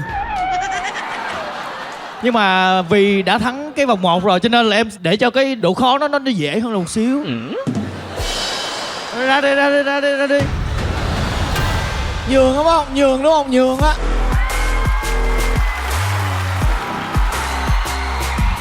Dạ thì sẵn cái lò đào tạo Hàn Quốc rồi thì không thể nào không có con Bi không? Tung quả bù, trời ơi. Xuất sắc. Hỏi các đấu sĩ suy nghĩ của các bạn về trận Cypher lần này. Bạn nghĩ sao về các đối thủ của mình? Actually, they are strong and they have been training in Korea for over like more than 5 years. And one is 3 years. So it's kind of competitive. But we have Kongbi. Em sẽ cố gắng để cho đội bạn thấy như thế nào là tinh hà Say Hi ạ.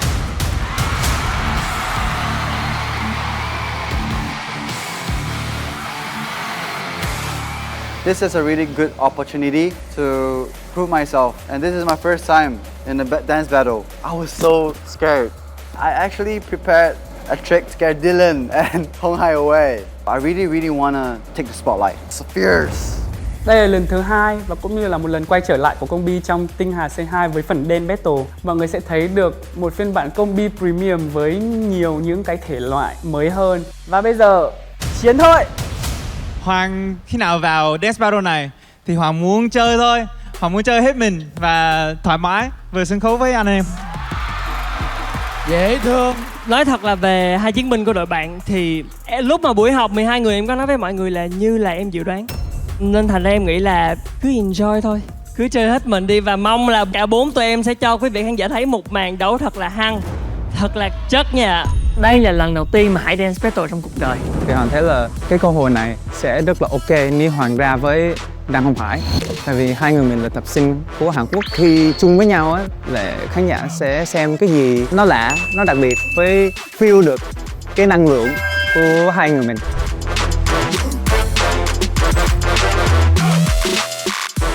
Đặc biệt là Hoàng chuẩn bị touching. Tại vì Hoàng muốn thử cái gì Hoàng chưa bao giờ thử. Hoàng thấy là touching á là skill rất là khó, cần phải nhiều detail. Hoàng đi học rất là nhiều về touching. Và hy vọng mọi người sẽ thích cái phần Hoàng trong Dance Battle. Thật sự cảm thấy hạnh phúc. Suốt khoảng thời gian chuẩn bị cho Livestage 3 thì từ lúc mở mắt tới nhắm mắt trong đầu chỉ toàn là tinh hà Say Hi mà thôi. Cảm ơn tinh hà Say Hi đã mang đến cho Đặng Hồng Hải những khoảng thời gian vô cùng tuyệt vời và có lẽ là không thể nào quên. Ok, cảm ơn các bạn. Và chúng ta sẽ đến với phần Cypher với hai liên quân. Xin mời ban cổ động viên dạt sát hai bên sân khấu ạ. Tôi gọi đến tên ai, người đó ra nhảy nhá. Make some noise, people! And here we go. 1, 2, 3, music.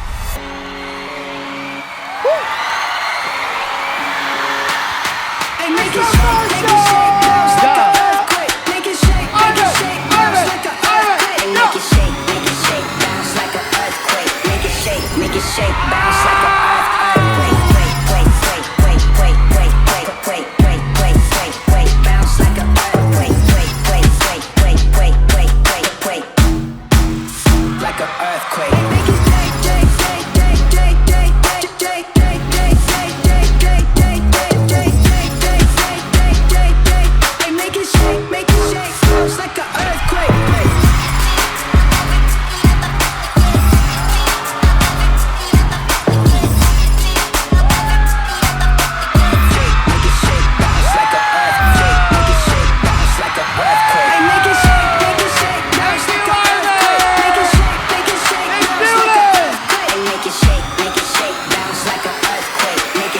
make it shake, bounce like an earthquake. Bounce like an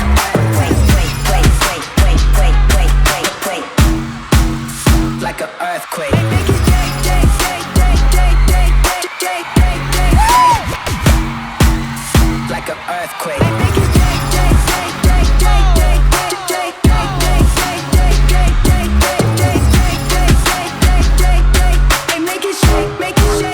like an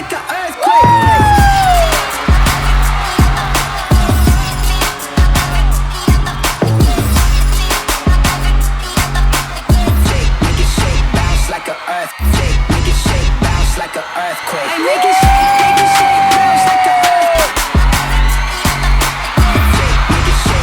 like an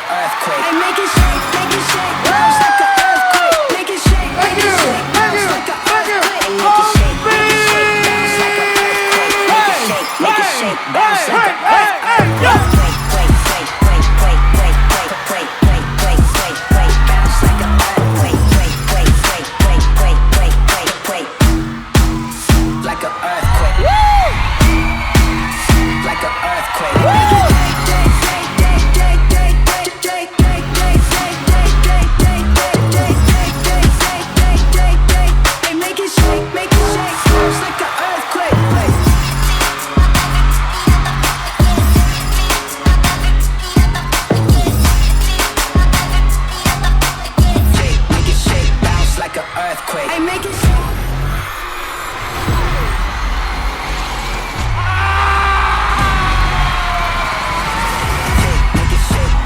an earthquake. Make it shake, bounce like an earthquake. Make it shake, bounce like an earthquake.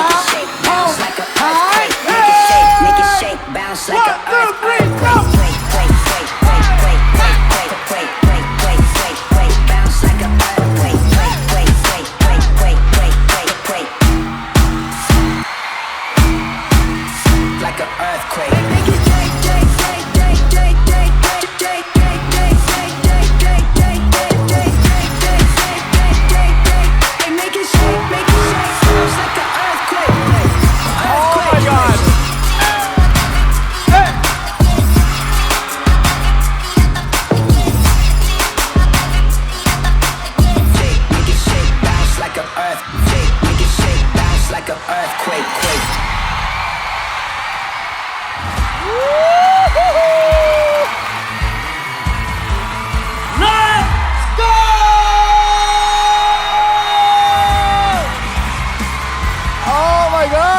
Một tràng pháo tay lên cho phần Cypher, Private, Công Bi, Kiêu Lê và Đặng Hồng Hải. Quá đặc cấp, quá sức tưởng tượng. Anh em cứ bình tĩnh, anh cứ lùi về đi. Anh Sinh ơi, tôi thấy là bên này anh Sinh anh hơi bị quá khích. Anh bị cứ chen vô người ta đó. Vừa đấy anh kéo cái áo là điểm rồi anh. Đó, anh cứ kéo cái áo rồi. Mà già tới nơi rồi mà cứ chèn ra. Bên tôi Út Tư chưa nói chuyện với anh đó nha. Anh cẩn thận à. Út Tư ra làm một màn sai vợ cái coi. Âm nhạc cho Út Tư. Freestyle trên. Make it shake, bounce like an earthquake. Make it shake, bounce like an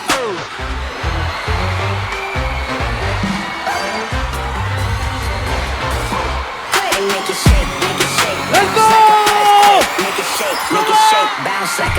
an earthquake. Bounce like an earthquake.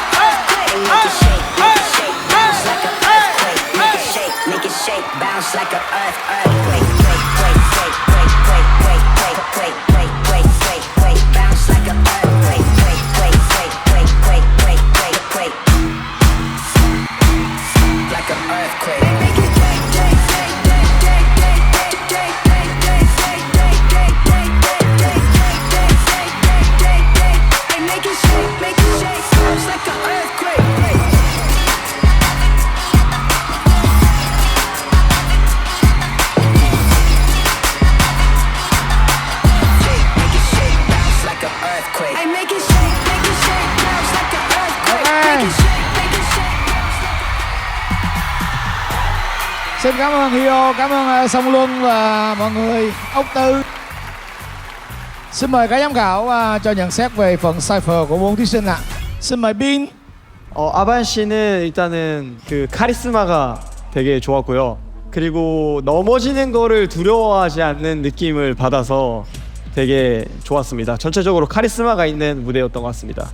그리고 두 번째로 딜란 씨는 좀 그 배틀에서 상대방이 잘했을 때 그 에너지를 받아치는 게 되게 중요한데 그 에너지를 되게 잘 가져가서 잘 받아쳤던 것 같고요. 그리고 기본적으로 좀 더 스킬이나 음악성이 조금 돋보였던 것 같습니다. 콤비 씨는 제가 싱어로 알고 있는데 이분들 다 그냥 완전 프로페셔널 댄서라고 느낄 정도의 퀄리티였고요. 진짜 와킹 배틀을 보는 듯한 퀄리티였습니다. 진짜 너무 잘 봤고 퍼포먼스, 스킬, 뭐 베이직 좀 다 완벽했던 것 같아요.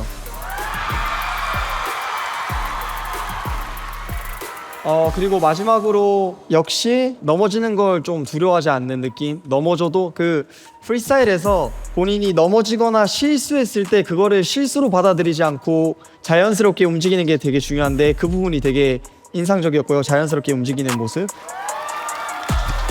Thank you. Xin mời Sơn Lâm ạ. Mình thấy đây là một trận đấu rất là sát sao luôn. Cái điểm số của mình cho các bạn nó chỉ cách nhau có 5 điểm thôi. Mình muốn nói về trận đầu tiên giữa Ivan và Dylan. Thì Ivan ngay lập tức đã cho Lâm thấy đây là một cái trận đấu. Khi mà bạn ùa vào và cho họ thấy được cái áp lực của cái sự trình diễn và cái charisma của bạn, là Lâm đã thấy là bạn không có coi nhẹ cái trò chơi này.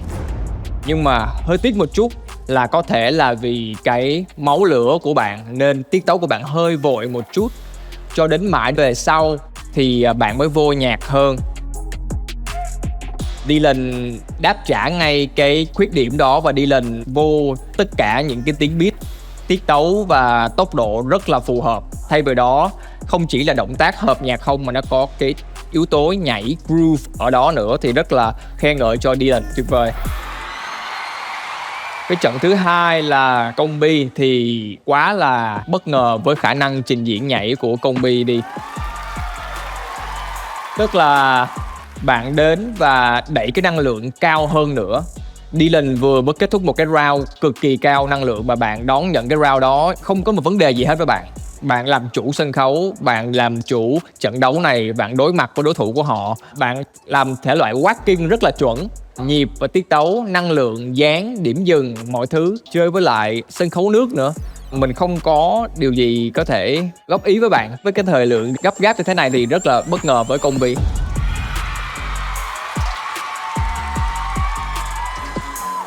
Với Đặng Hồng Hải thì thật sự là nhìn cái ngoại hình của bạn rất là hoàn hảo đi. Nhưng mà khi mà bạn nhảy thì bạn không có ngại vào những tư thế rất là dị. Kiểu như là không có phải giữ lại gì hết mà thật sự hòa mình với âm nhạc luôn. Tiết tấu cơ thể của bạn cũng cực kỳ tốt. Điểm thả, điểm dừng cũng cực kỳ mạnh. Và mình thấy bạn có một cái gì đó rất là riêng. Bạn cũng là một người mà mình bất ngờ là có thể nhảy tốt được như thế luôn.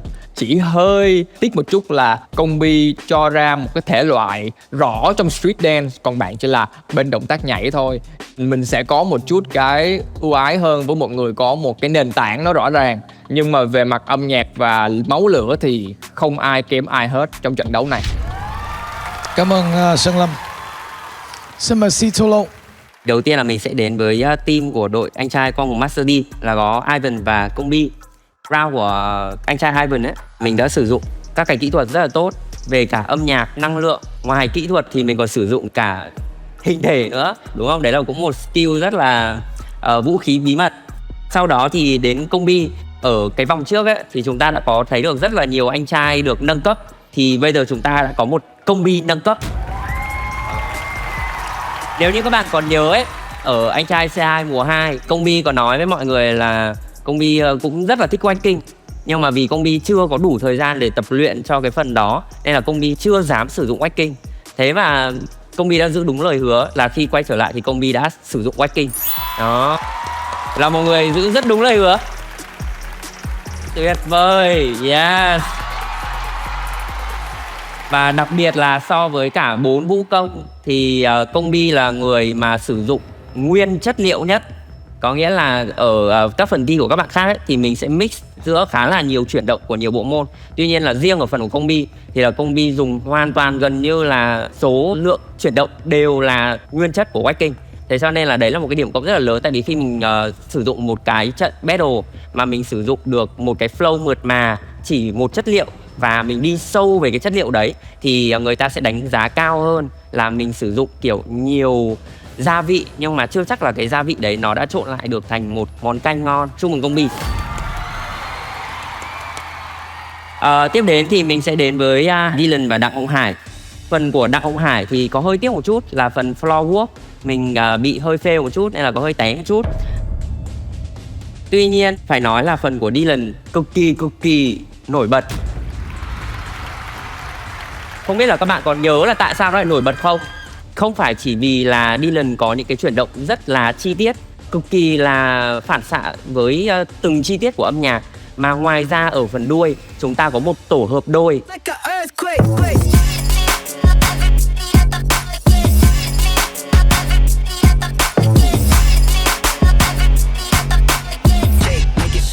Tất nhiên cái này nó sẽ cũng tùy gu của mỗi ban giám khảo. Tuy nhiên đối với C2 á, thì C2 sẽ cộng điểm cực kỳ lớn cho những người sử dụng teamwork.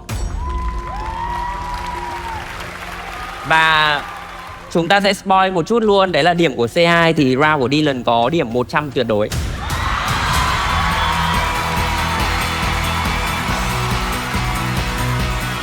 Ok, xin chúc mừng cả 4 thí sinh đã hoàn thành rất tốt phần Dance Battle hôm nay ạ.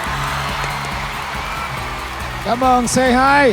Và bây giờ chúng tôi sẽ có thứ tự lượt nhảy cũng là số báo danh bình chọn của các bạn như sau: Ivan số 1, Dylan số 2, Công Bi số 3 và Đặng Hồng Hải số 4. Các bạn được bình chọn 2 trên 4. Bình chọn bắt đầu.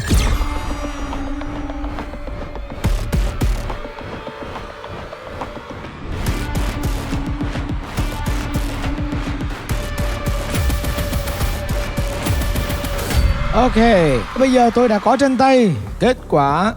Chúng ta có lần lượt điểm số của Sơn Lâm dành cho các thí sinh như sau: Công Bi 90, Ivan 80, Đặng Hồng Hải 82 và Dylan 90. C too low. Công Bi 90, Ivan 88, Đặng Hồng Hải 85, Dylan 100. Dylan 100.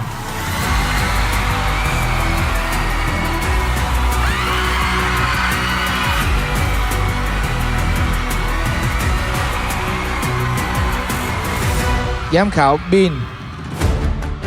Công Bi 98, Ivan 92, Đặng Hồng Hải 90 và Dylan 92. Tổng điểm chúng ta có Công Bi 278, Ivan 260, Đặng Hồng Hải 257 và Dylan 282. Và bây giờ là điểm số bình chọn của khán giả. Đặng Hồng Hải 106 phiếu, Ivan 134 phiếu, Dylan 138 phiếu và Công Bi 149 phiếu. Chúng ta có tổng kết lại toàn bộ số điểm. Hải hạng 4 với 363 điểm cộng 1 điểm, Ivan hạng 3 394 điểm cộng 2 điểm, Dylan hạng 2 420 điểm cộng 3 điểm và hạng nhất là Công Bi 427 điểm cộng 4 điểm.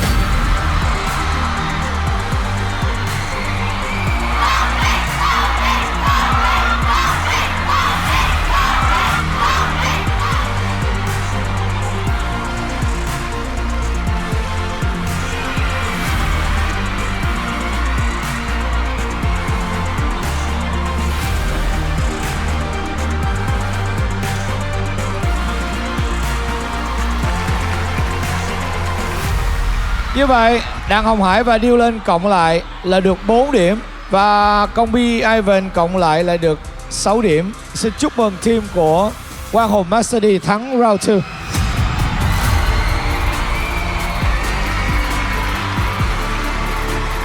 Một tràng pháo tay cho team Quang Hùng Master D.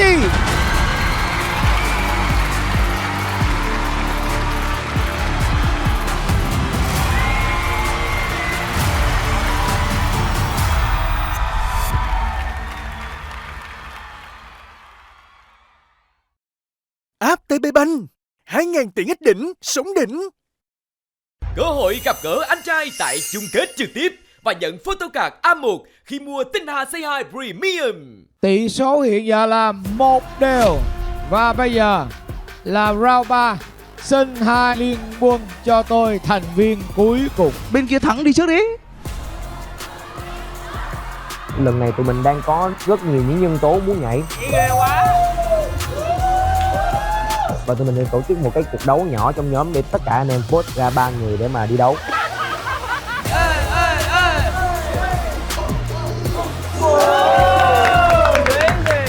Trong và tất cả anh em muốn mình ra round 3. Nên là ok, thì anh em tin tưởng mình thì mình chơi thôi. Một con tướng quá mạnh, Cody Nam Võ. Và bên nhà mình có ai ạ?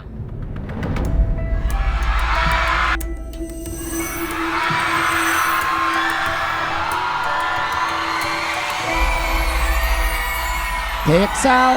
Em ruột? Thiệt hả? Là em sao? Em. Trời ơi, đấu Cody hả? Anh ơi, bây giờ á, thắng thua không quan trọng, miễn là lên hình đẹp là được. Đúng. Pháp kill. Bạn nghĩ sao về đối thủ của mình? Dạ, với em thì em rất là quý Kiều. Em rất kiểu trong lòng em Kiều là một người. Đối với em là em sẽ phải nâng niu. Nhưng ngày hôm nay thì không. Nói thật ra là trong thâm tâm của em luôn là Nam Cody là một người nhảy giỏi nhất chương trình này. Nhưng mà thắng cuộc thì em chưa biết.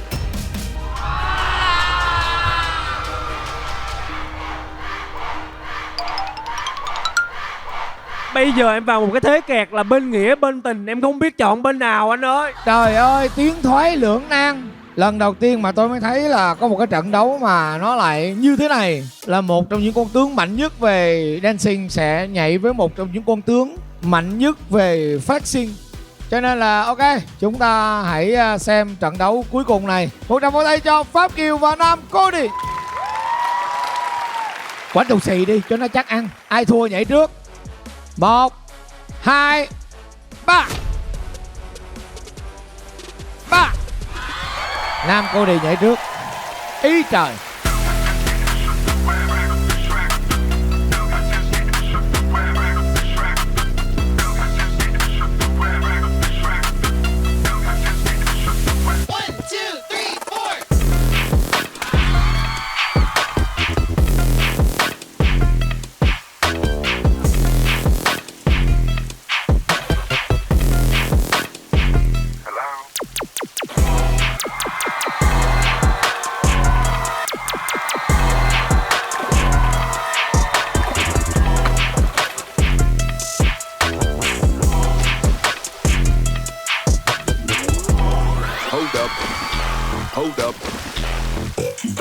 Hold up.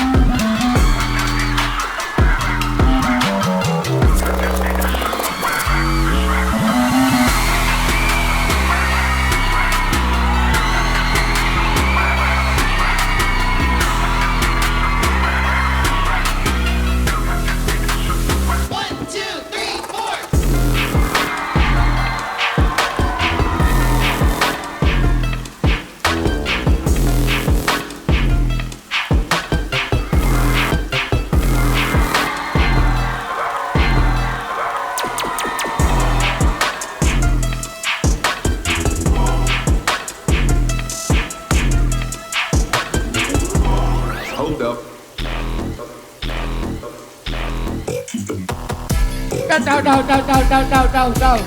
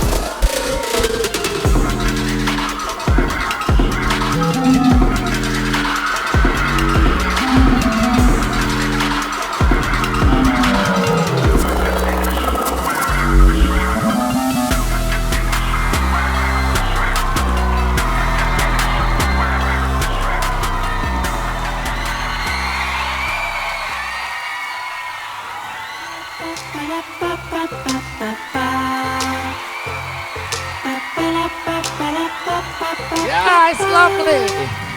Dễ thương. Một tràng vỗ tay cho Tinh Hà CI All Stars. Quá dễ thương. Phải nói là thật sự là mở rộng tầm mắt với phần thi của cô Đi, với lại quá hãnh diện việc em guộc Pháp Kiều. Nói chung là đứng với một cái người master như là Nam Cô Đi mà không hề lo sợ một tí nào mà vẫn slay như thế này thì thật sự ra là đúng nghĩa là thi đấu với tinh thần không còn gì để mất. Nhưng mà hôm nay dành lời khen cho Captain với lại Ren Evan hả? Bùi Trường Linh nữa chứ. Ở trên sao nữa. Bin, what do you think? You guys amazing. Wow. Wow. Really. 진짜 너무 프로페셔널한 것 같고요. 다들 귀하신 몸인데 다칠 거를 전혀 생각하지 않고 그냥 무대 위에서 겟다운하는 모습이 너무 인상적이었습니다, 진짜. 그리고 우선 처음에 하셨던 코디 분은 처음 시작부터 음악을 뭔가 압도하는 카리스마가 있었고, 그리고 전체적으로 물 위에서 되게 잡기 힘든 밸런스들을 계속 썼어요. 그리고 기승전결도 확실했고 마지막 백드랍까지 그냥 완전 폭파시켰고 완전 퍼펙트한 라운드였습니다, 저한테는. 네. 이야. 그리고 두 번째 하신 분은 되게 너무 잘하고 마지막에 백드랍까지 하면서 분위기가 너무 세서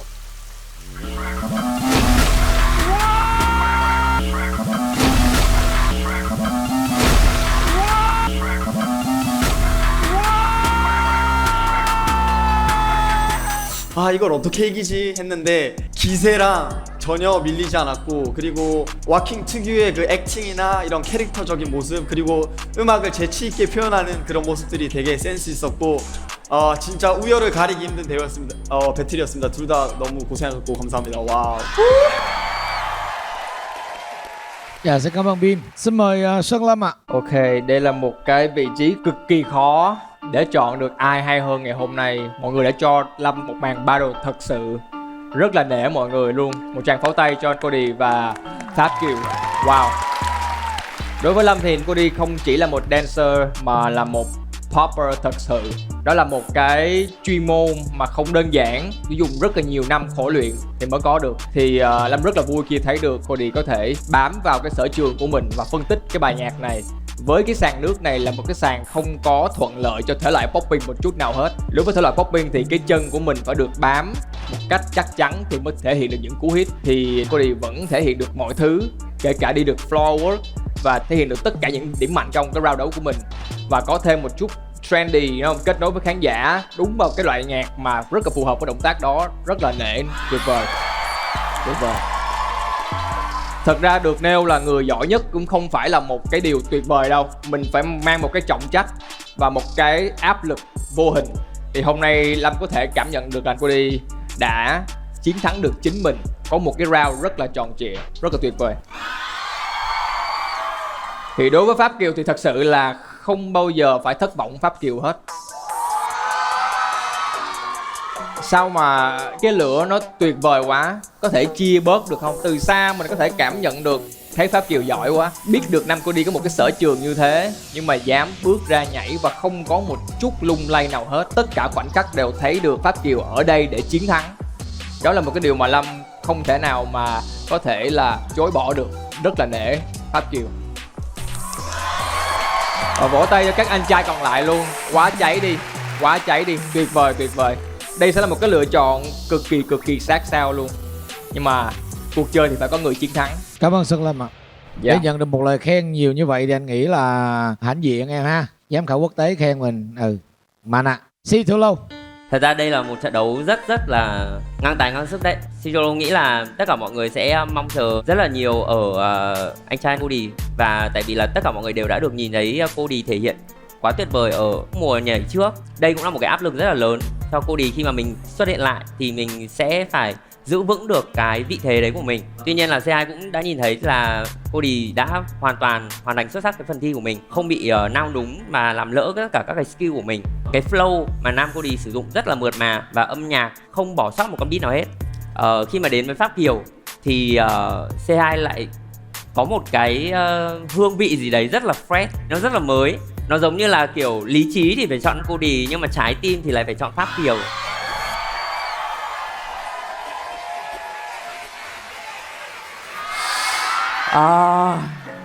Thật sự là rất là khó và C2 nghĩ là cả ba người ở đây ai cũng rất là khó để lựa chọn.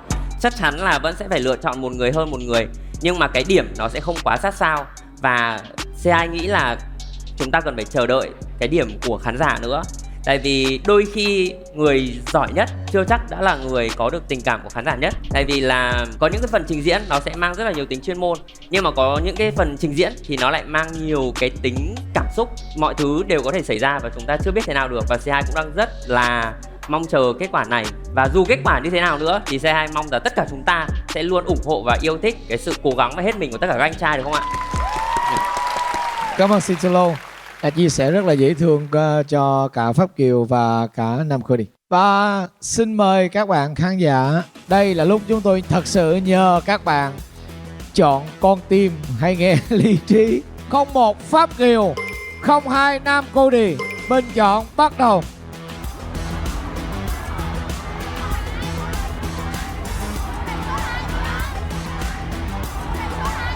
Và tôi đã có kết quả. Sơn Lâm dành cho Pháp Kiều 95, Cody 100.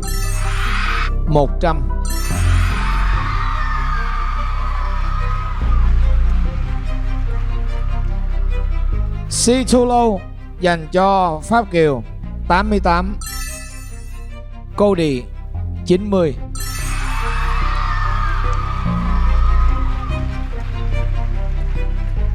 pin dành cho Pháp Kiều.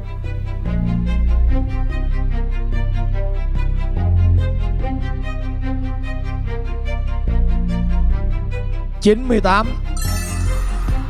mươi tám Cody.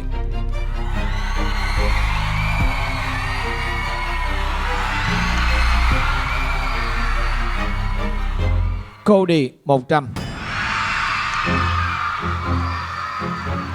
Hiện nay Pháp Kiều 281, Cody 290. Cách nhau 9 điểm. Đây là bình chọn từ khán giả. Khán giả bình chọn Pháp Kiều 134 134 134. Bình chọn nam Cody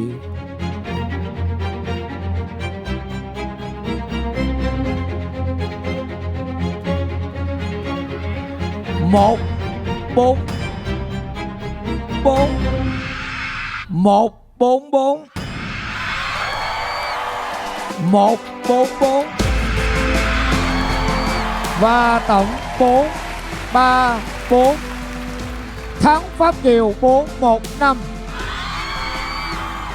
Cộng thêm 1 điểm nữa, round 3 Liên Quân Quang Hùng thắng.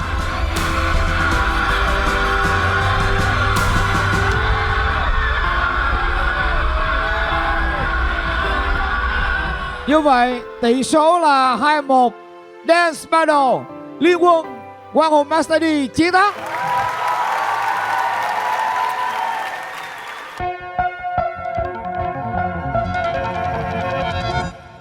Mình cũng rất là vui khi mà hoàn thành xong cái phần dance battle của mình. Kiều cũng không phải là một cái người mà hay kể khổ về bản thân mình, nhưng mà mình muốn kể cho tất cả mọi người xem thôi.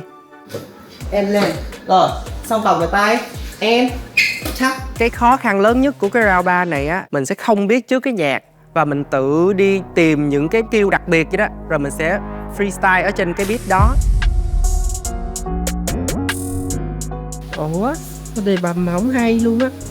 Hôm qua dán 3 miếng lận, bữa nay dán 2 miếng thôi.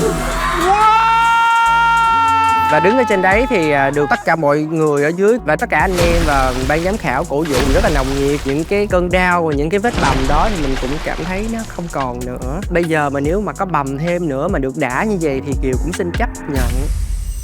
Và bây giờ sẽ là đặc sản của chương trình, phần biểu diễn của 3 vị giám khảo.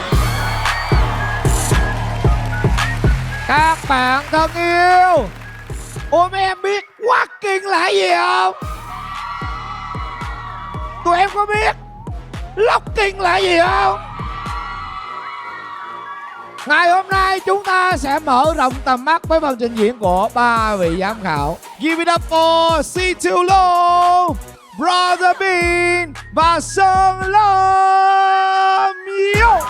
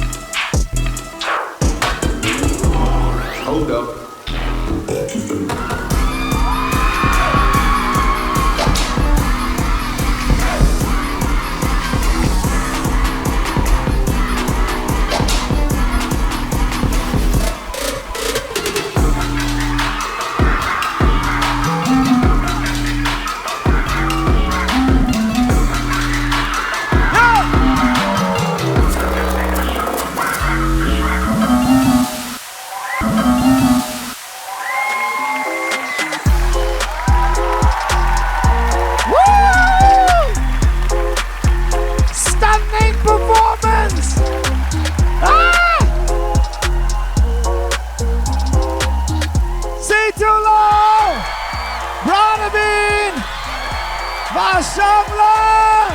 Wow, that's amazing. Xuất sắc. Em cảm thấy thế nào? Hôm nay em vui không? Em thấy rất là thích ạ. Và Sai nghĩ là dù hôm nay bên nào thắng thì cũng không quan trọng bằng những kỷ niệm và những khoảnh khắc anh em bên nhau, đúng không ạ? Dạ, cảm ơn 신슬로. Okay, how do you feel? 이렇게 멋진 쇼에 초대해 주셔서 너무 감사하고요. 멋진 분들과 이 시간에 물 맞으면서 되게 스페셜한 메모리 너무 재밌었고 또 봤으면 좋겠네요. 감사합니다. 고생했습니다. Yeah, thank you Bin, thank you. Và Sơn Lâm. Đúng là Tinh Hà C2 ban giám khảo cũng không được tha luôn, chơi hết mình luôn. Và cảm ơn ban tổ chức đã cho tụi mình được trải nghiệm những cái gì mà những thí sinh ở đây trải nghiệm. Rất là khó, rất là thử thách, nhưng mà rất là vui. Cảm ơn tất cả mọi người. Và chúng ta sẽ khép lại phần dance battle ở đây. Một tràng pháo tay động viên nữa cho các vị giám khảo Sơn Lâm, Brother Bean và Situlo, cùng với sự cống hiến hết mình của 24 anh trai của Tinh Hà C2. Chúng tôi sẽ quay trở lại sau vài phút với phần công bố kết quả. Đừng chuyển kênh nha. Toàn là tinh hoa sinh ra vinh hoa về cho Tinh Hà. Cơ hội gặp gỡ anh trai tại chung kết trực tiếp và nhận photo card A1 khi mua Tinh Hà C2 Premium. Một lần nữa xin được cảm ơn tất cả 24 anh trai đã góp mặt và cống hiến hết sức mình cho live stage 3 của Tinh Hà C2. Hôm nay các anh em rất là giỏi, và ngoài giỏi ra thì mình thấy là mọi người đang rất là enjoy the show. Mình tận hưởng với nhau khá nhiều. Cuộc thi nào cũng phải chia tay thôi, nhưng mà trong cái chia tay đó thì ít nhất mình cũng đã kịp may mắn, kịp nhanh nhận ra để cùng tận hưởng với nhau một chút. Chúng ta sẽ có kỷ niệm để nhắc về nhau. Thưa quý vị và các bạn, chúng tôi có 2 phần, đó là EP và Dance Battle. Và chúng tôi sẽ cộng lại tất cả các cái điểm số này để làm phần điểm cộng. Liên quân của Quang Hùng thắng, cho nên là mỗi thành viên sẽ được cộng 15 điểm cá nhân. Team của Dương Đô Mic, mỗi thành viên chỉ được cộng 5 điểm mà thôi. Với phần Dance Battle, team của Quang Hùng lại một lần nữa may mắn chiến thắng, cho nên mỗi thành viên được cộng thêm 5 điểm nữa. Và thưa quý vị, ngày hôm nay là một ngày rất buồn của Tinh Hà C2, khi chúng ta phải thật sự đến với những gì mà chúng tôi vẫn phải làm mỗi năm, tiếp tục hành trình với những người có đủ bản lĩnh hơn để đương đầu với những con sóng phía trước mặt của mình. Và hôm nay Tinh Hà C2 buộc phải nói lời chia tay với một số anh trai.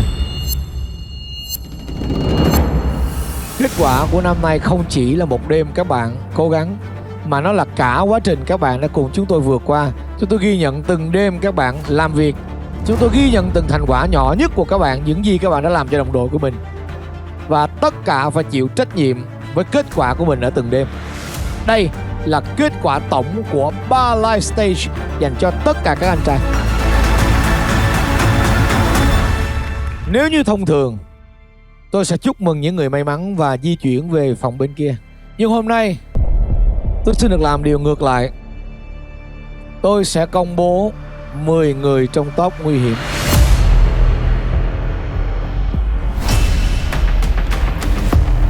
Và tôi sẽ công bố random, không theo thứ hạng. 10 người này sẽ nằm trong top nguy hiểm, nhưng trong đó chúng tôi sẽ loại 6 người.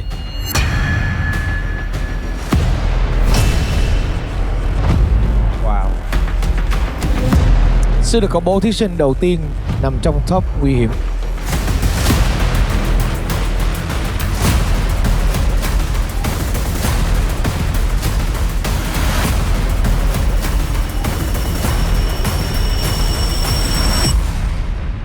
Kim Long. Kim Long. Em là thí sinh đầu tiên nằm trong top nguy hiểm.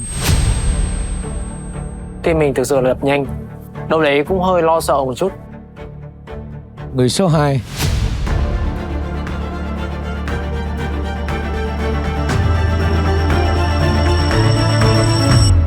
Xuân Định. Xuân Định. What? Sợ mình có bị loại hay không? Sợ chứ.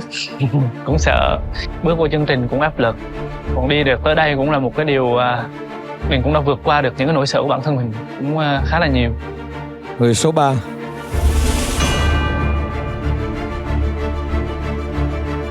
Là người vừa có một thành tích rất đáng nể. Nam Cody. Thì mình không suy nghĩ được gì. Mình không hiểu tại sao có những người anh em của mình lại đứng đó trong khi là tụi mình là cái liên quân chiến thắng. Mặc dù là mình biết là mấy anh em mà có thứ hạng thấp, mặc định là làm liên quân thì thắng là phải cả liên quân thắng. Người thứ 4 cũng có một thành tích rất đáng nể. Dylan. Dylan.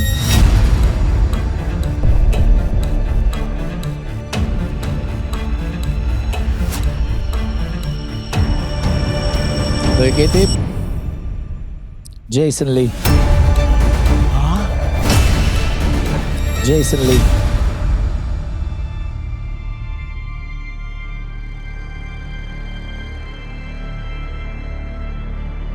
Oh my god.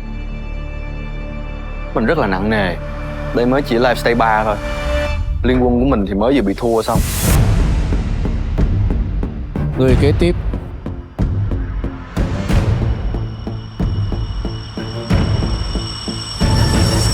Thế Thiên. Thế Thiên.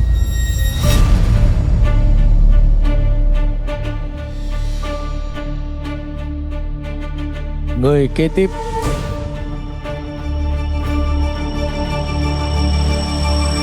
Ivan.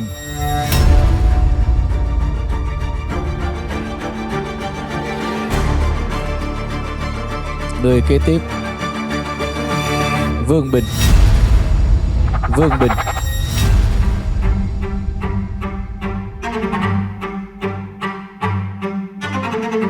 Song Luân.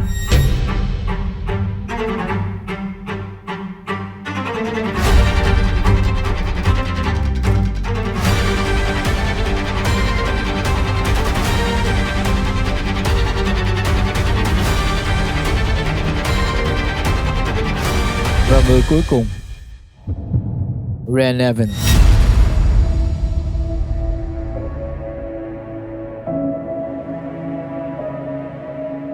Chia buồn với 10 thí sinh này, các bạn nằm trong top nguy hiểm hôm nay. Xin mời những anh em còn lại về phòng chờ.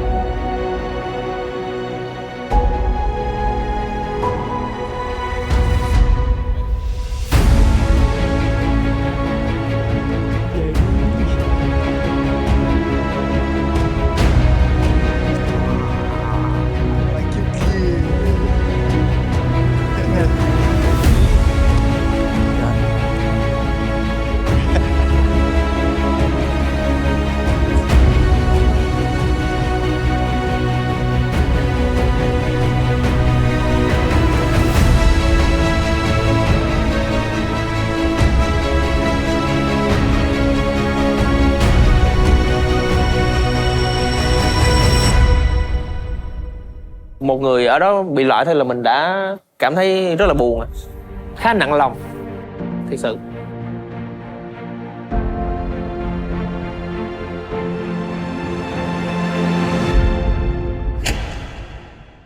I hate this feeling. Loại 6 nó còn khí sinh đâu mà chơi. Căng quá. Chắc phải cứu 2 người nhỉ, loại 6 người loại điên đấy. Nghe đồn là dầm sao không loại. Không biết. Những người chắc chắn sẽ không bị loại nè. Em đang sinh là 2 người chắc chắn rồi nè. Có Phương Bình rồi. Ê, Dương Bình mà bị loại chắc tụi mình buồn dữ. Chết luôn á. Jason Lee. Ảo ấy, mà Jason Lee vòng trước top 11. Jason Lee thì làm nhạc, ok. Jason Lee. Ivan. Mình chắc. Thường vô đều. Nhưng mà Tôi sẽ khá là tiếc nếu mà loại Xuân Định khởi mà. Hình như có một người được cứu đúng không? Được cứu ở chung kết hay cứu bây giờ? Không biết nữa.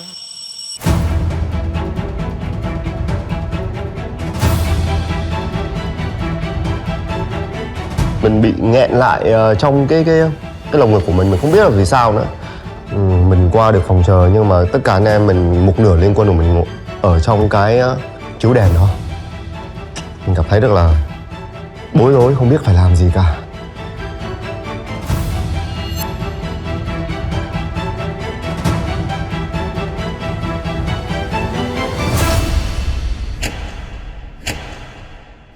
Đây là những ánh sáng cuối cùng dành cho một số người trên sân khấu này. Một lát nữa thì ánh đèn sẽ tắt đi và người nào còn ánh sáng thì hãy quay ra. Các bạn sẽ chia tay với chúng tôi đêm nay.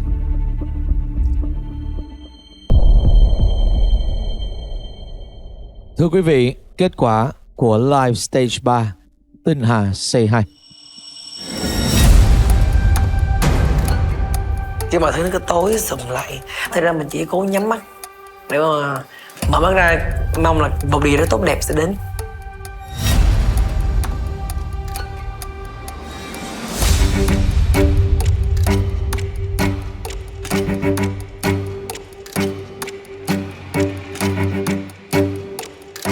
Hơi nghẹt thở một chút. Mình thực sự là mình không muốn đứng ở khoảnh khắc đấy.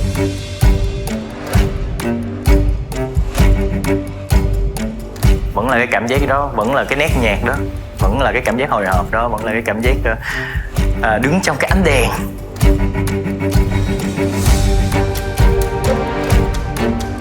Rất là rối ren.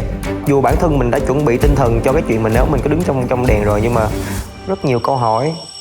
10 9 8 7 6 5 4 3 2 1.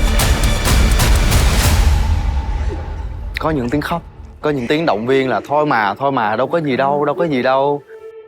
Mình nhìn tất cả mọi người động viên nhau, mình nhìn tất cả mọi người khóc cho nhau và mình nhìn lại kết quả của mình thì mình cũng bật khóc.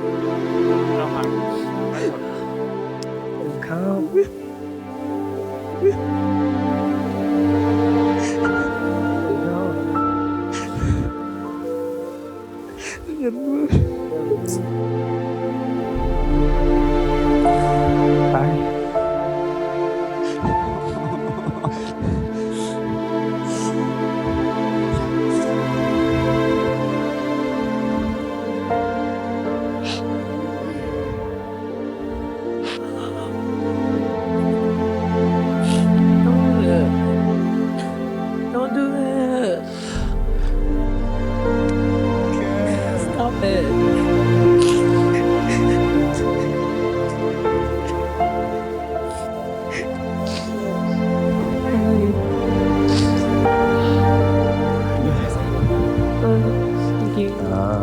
Ăn nhiều nha, có sức khỏe tiếp tục làm nhạc nha.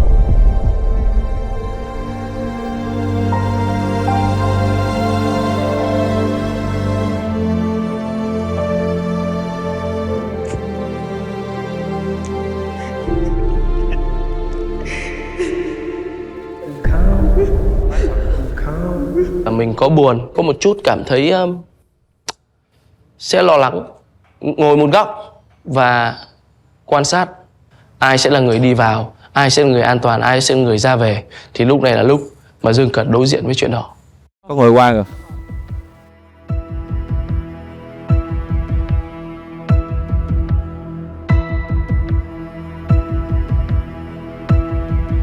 Ok.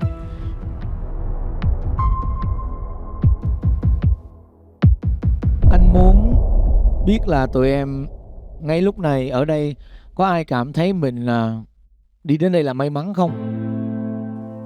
Em nghĩ là có rất là nhiều yếu tố để mà tụi em được ngồi ở đây. Một phần là sự may mắn khi mà mình có được những cái mảnh ghép phù hợp ở trong mỗi cái bài, ở mỗi vòng. cá nhân em thấy ai ở trong chương trình mình cũng cố gắng hết. Mỗi người đến đây đều có cái ưu điểm và khuyết điểm riêng. Em thật sự là không biết loại ai hết.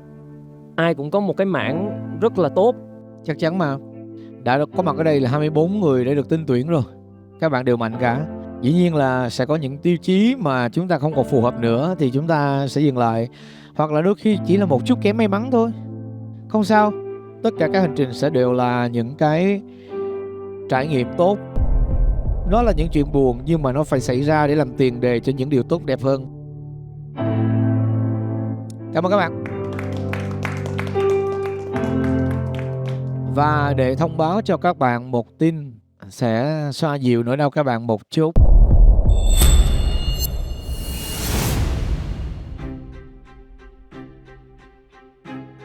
Sáu người là tôi hù thôi, loại có 4 thôi.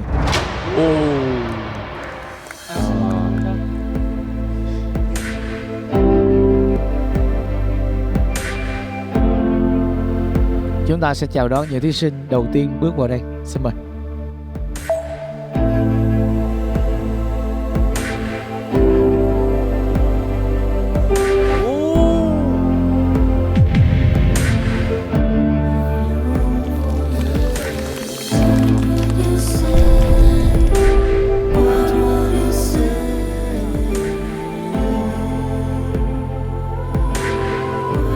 Dylan, em đã làm được gì trong chương trình? Xin chào mọi người.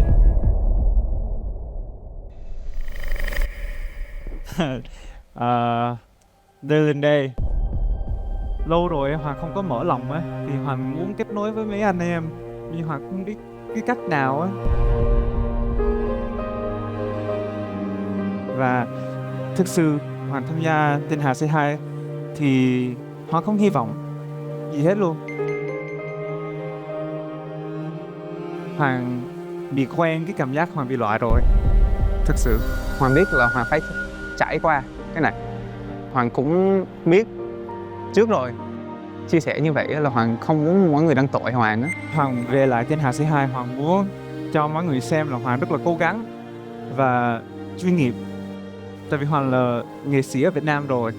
Nhưng khi nào Hoàng trải qua live stage 2, live stage 3 gì đó, Hoàng nói thật là Hoàng mất tự tin rất là nhiều.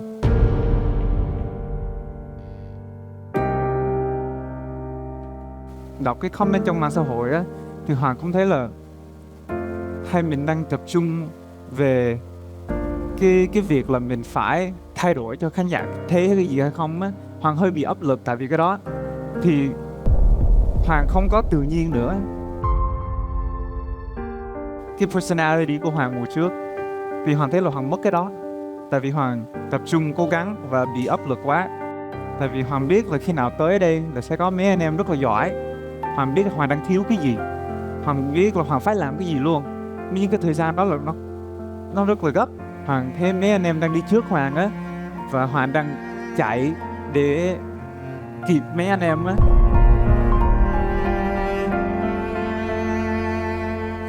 Em thấy là em mệt rồi. Em sống ở Việt Nam lâu khoảng gần 1 năm. Cảm giác là em nhớ gia đình của em. Sitting in silence like 4 feet apart, and there's so many things that I wish I could say but I don't. Cái điều mà thành công nhất của em ngày hôm nay mà em đứng đây em nói một cái câu chuyện dài như vậy với anh bằng tiếng Việt mà nó rất là rõ ràng luôn, đã là một cái bước ngoặt lớn của em rồi đó. Dylan rất là dễ thương luôn, lúc nào gặp anh cũng cười và chân thành cũng khiếp. Anh thấy là em missing something in your heart. Trong quá trình mình đi feel cái plan đó đó, thì anh hy vọng rằng là Dylan hãy nhớ một cái điều như thế này nè. Mình phải tự hiểu được rằng là mình ở trong cái độ tuổi cũng mới thôi.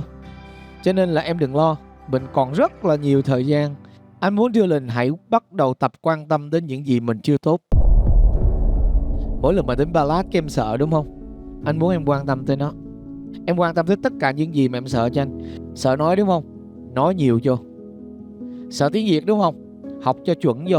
Sợ ballad đúng không? Tập hát nhiều vô. Cứ cái gì em sợ em tập trung vô nó cho anh. Tập tới khi nào em hết sợ nó rồi thôi. thì em thấy là mọi người chỉ thấy là em là một người dễ thương hay gì đó, hay em không có serious, nhưng em thực sự No, I know you're serious. em thực sự là yêu âm nhạc thật. Anh thấy em super serious với tất cả những gì em làm. Anh chỉ nghĩ là Hoàng thiếu một cái điều này mà anh thật sự nghĩ rằng nó cần cho cuộc sống của em luôn, chứ không chỉ trong âm nhạc. Đó là sự chủ động. Em muốn cái gì em phải bò tới em lấy cho bằng được. Anh không muốn em đứng đó đợi mọi người lấy hết rồi mình mới lại hỏi là còn không. Không.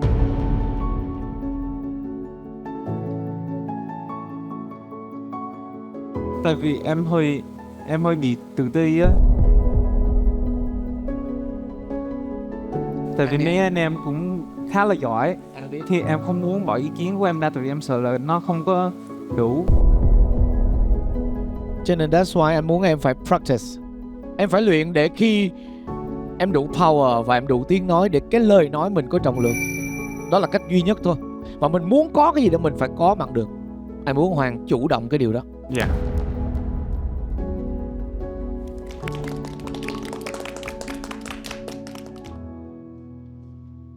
Xuân Định.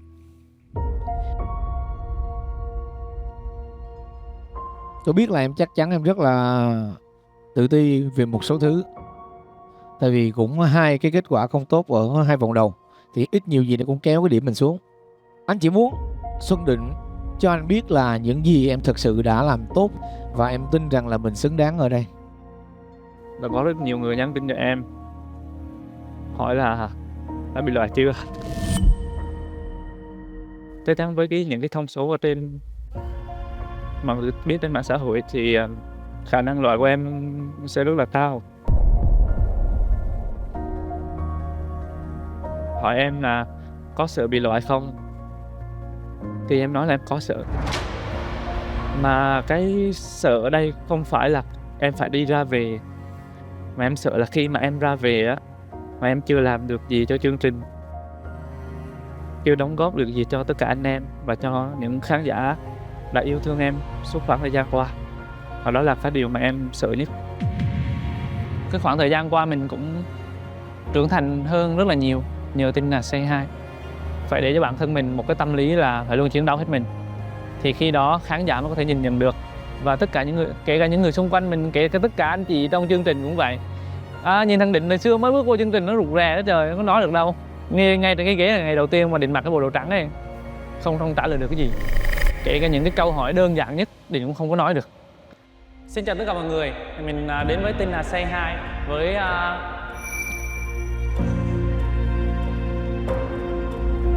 em đang hồi hộp ta sức. Em bước vào Tin Là Say Hi với lại một cái tâm lý của em nó không ổn định. Trước đó em bị tự ti về bản thân em cũng khá là nhiều. Tất cả những thứ mà em trải qua, buồn có, vui có, nó giúp em trưởng thành hơn rất là nhiều. Tin Là Say Hi là cái nơi đã giúp cho em thấy được rằng là em là một người có khả năng. Khi mà mọi người bắt đầu ôm 10 đứa tụi em mà đi ra khỏi căn phòng đó thì tự nhiên em xúc động.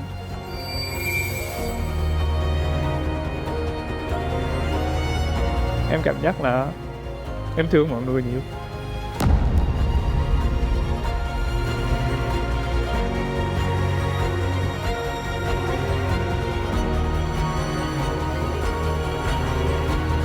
Những lời động viên, những lời chia sẻ của mọi người đối với em, và khoảng thời gian mà em được làm việc cùng mọi người, em quý khoảng thời gian đó kinh khủng luôn. Em nghĩ là chắc khoảng thời gian thanh xuân của em, tuổi trẻ của em là em sẽ nhớ mãi những cái khoảnh khắc đó.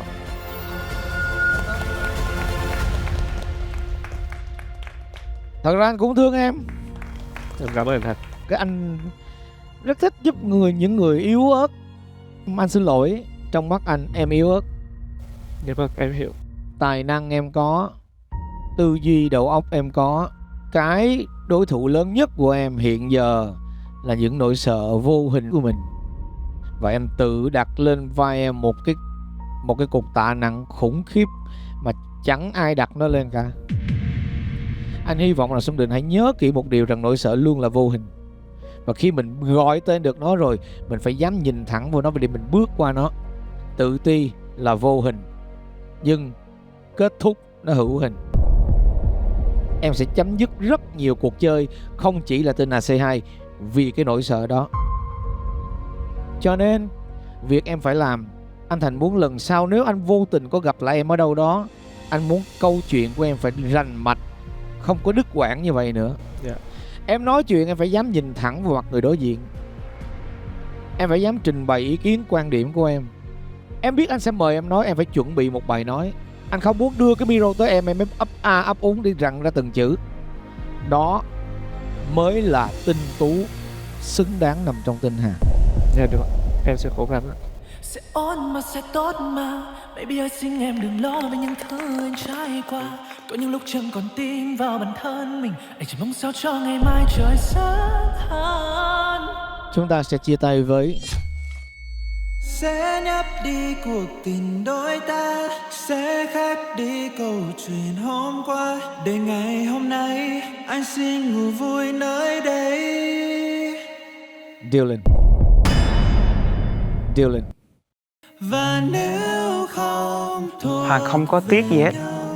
Hoàng thấy là Hoàng thực sự là cố gắng. Nếu Hoàng muốn chuyên nghiệp thêm, Hoàng phải trải qua mấy cái này. thì thôi anh xin làm người có đời. Anh trai Dylan Say Hi. Hoàng sẽ take care những cái như làm concept hay cái gì đó anh em cần, Hoàng sẽ làm được hết. Anh nhận lấy chẳng phải vì hết yêu, chỉ là quá nhiều điều làm mình chẳng như chưa được chỉ mong sao em được bình yên mãi thôi. Cuộc đời này cũng vui. Khi nào tại vì mình ở gần với nhau ấy, thì anh Xuân Đình lái xe Hoàng đi về thì tâm sự rất là nhiều và Hoàng hiểu cái sự cố gắng của anh Xuân Đình và Hoàng muốn khen anh Xuân Đình. Live stage 1 với live stage 2 là anh Xuân Đình làm rất là tuyệt vời. Đó, Hoàng chỉ muốn nói cái đó thôi. Cảm ơn Hoàng. Cảm ơn Hoàng. Anh thích cách mà Hoàng muốn đứng dậy đấy.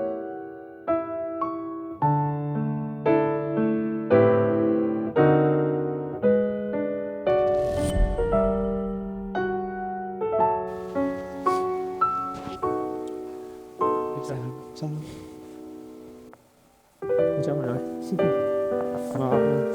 Sai cái sai thôi. Giỏi lắm đấy, giỏi lắm đấy. Này chiến đấu mình phát khiếu đi bộ đừng luôn, họ đi bộ vào cho. Sao làm tốt. I can take any chances. I can climb any mountain.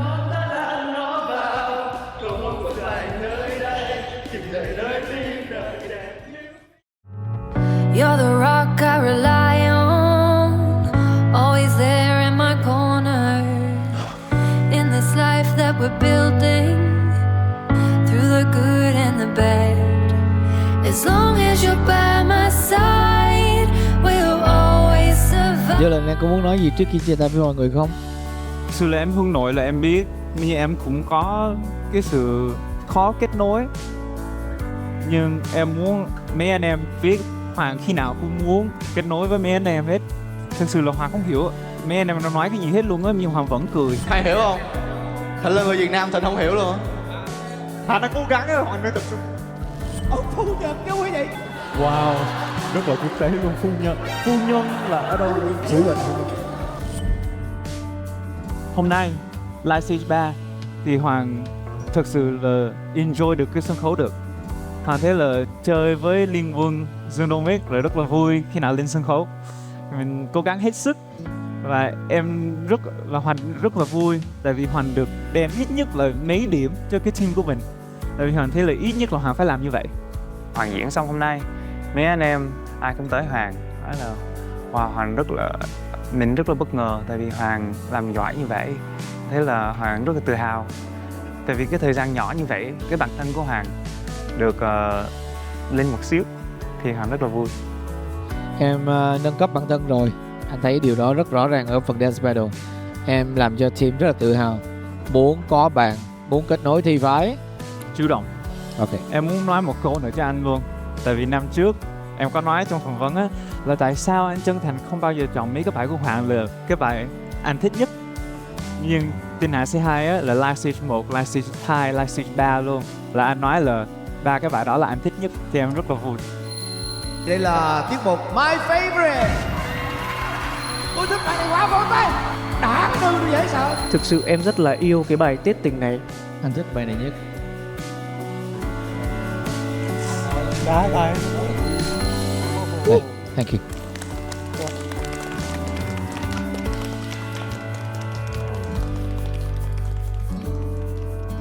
Cảm ơn Dylan. Cảm ơn Xuân Định. Next.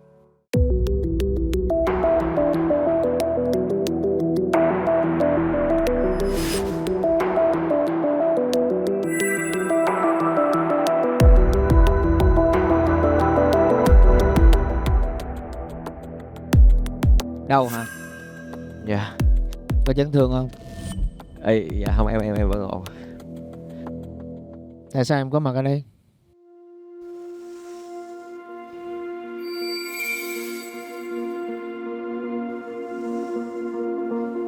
Em nghĩ là em đã cố gắng nhiều, cố cho mọi người thấy được một Jason Lee kiên định hơn, đưa ra những cái quyết định nó quyết đoán hơn, và em cũng cố làm cho bản thân mình cứng rắn hơn, bởi vì em biết đây là một cái sân chơi rất là lớn. Mỗi ngày mình phải gồng lên một chút để mình thành một cái phiên bản khác. Anh em sẽ đón nhận mình và khán giả sẽ đón nhận mình. Nhưng mà em ở đây ngày hôm nay thì em cảm giác là có thể là có một cái gì đó không đúng. Có thể là nó không đúng khi mà mình bước vào Tin Hạ C2.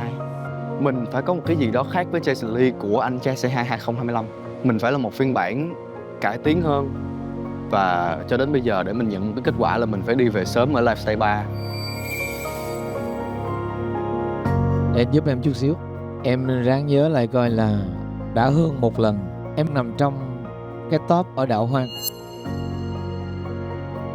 Em có bỏ sót một cái chi tiết nào đó trong quá trình mình làm việc để mình nhớ lại rằng là mình có thật sự làm cho anh em thấy được mình có giá trị gì chưa? Họ có thật sự muốn làm việc với mình chưa? Anh đang không khẳng định điều gì cả, vì anh không biết cái gì đang xảy ra với em. Nhưng anh biết là em sẽ biết đó là cái gì. Anh chỉ hy vọng rằng là Jason Lee chậm lại, đi sâu vào bên trong bản thân mình nhiều hơn. Em sẽ tìm được bản thân em ở version tốt hơn. Cảm ơn anh Thành. Nam Cody, mình cũng đẹp trai, rồi cũng giỏi, nhảy giỏi, hát cũng hay, rồi không biết tại sao phải tự ti, đặt quá nhiều câu hỏi cho chính bản thân mình, rồi hoài nghi tùm lum tùm la. Ok, rồi bữa nay hôm nay mình mới vừa chiến thắng, mình làm cho mọi người không thể nào phủ nhận được tài năng của mình, và mình vẫn ở đây. Tại sao? Chắc tại vì em nước tới chân mới nhảy. Em nghĩ là em thật sự máy nó khởi động là nó đã muộn rồi, là mọi người đã chạy một đoạn rất xa rồi. Tên của nó là chủ quan. Dạ, chủ quan. Như cái câu chia sẻ của em, anh nhớ có một lần em nói rằng là em nhìn vào dàn chiến binh này, em tự xếp hạng em được nằm đâu chính giữa. Tự nhiên tới một lúc nào đó tự nhiên mình không hề thấy rằng là ta chen, sao tự nhiên mình rớt xuống gần chót. Một khi một Nam Cody mà có thể trở thành một popper đến mức độ mà giám khảo tặng cho em 100 điểm tròn, có nghĩa là em đã từng leo lên một đỉnh cao nào đó. Nhớ lại cảm giác đó mà tìm những môn còn lại để leo tiếp, giống như cách em đã chinh phục với dance. Dạ. Không có cái gì trên đời này mình trải qua mà tự nhiên có hết. Tất cả đều phải trầy da tróc vảy. Em cảm ơn anh Thành. Chúng ta cũng sẽ chia tay với một trong hai bạn, và đó là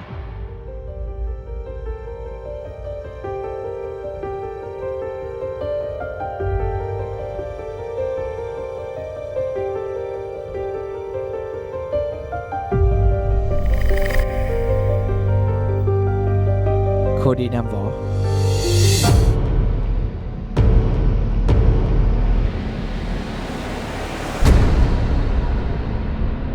Cody Nam Võ.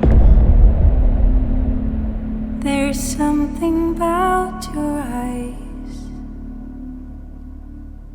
Mình không biết phải nói gì, mình cạn lời. Mình thấy không từ nào tả. Jessie Pass. Telling me that all the love we had is fading.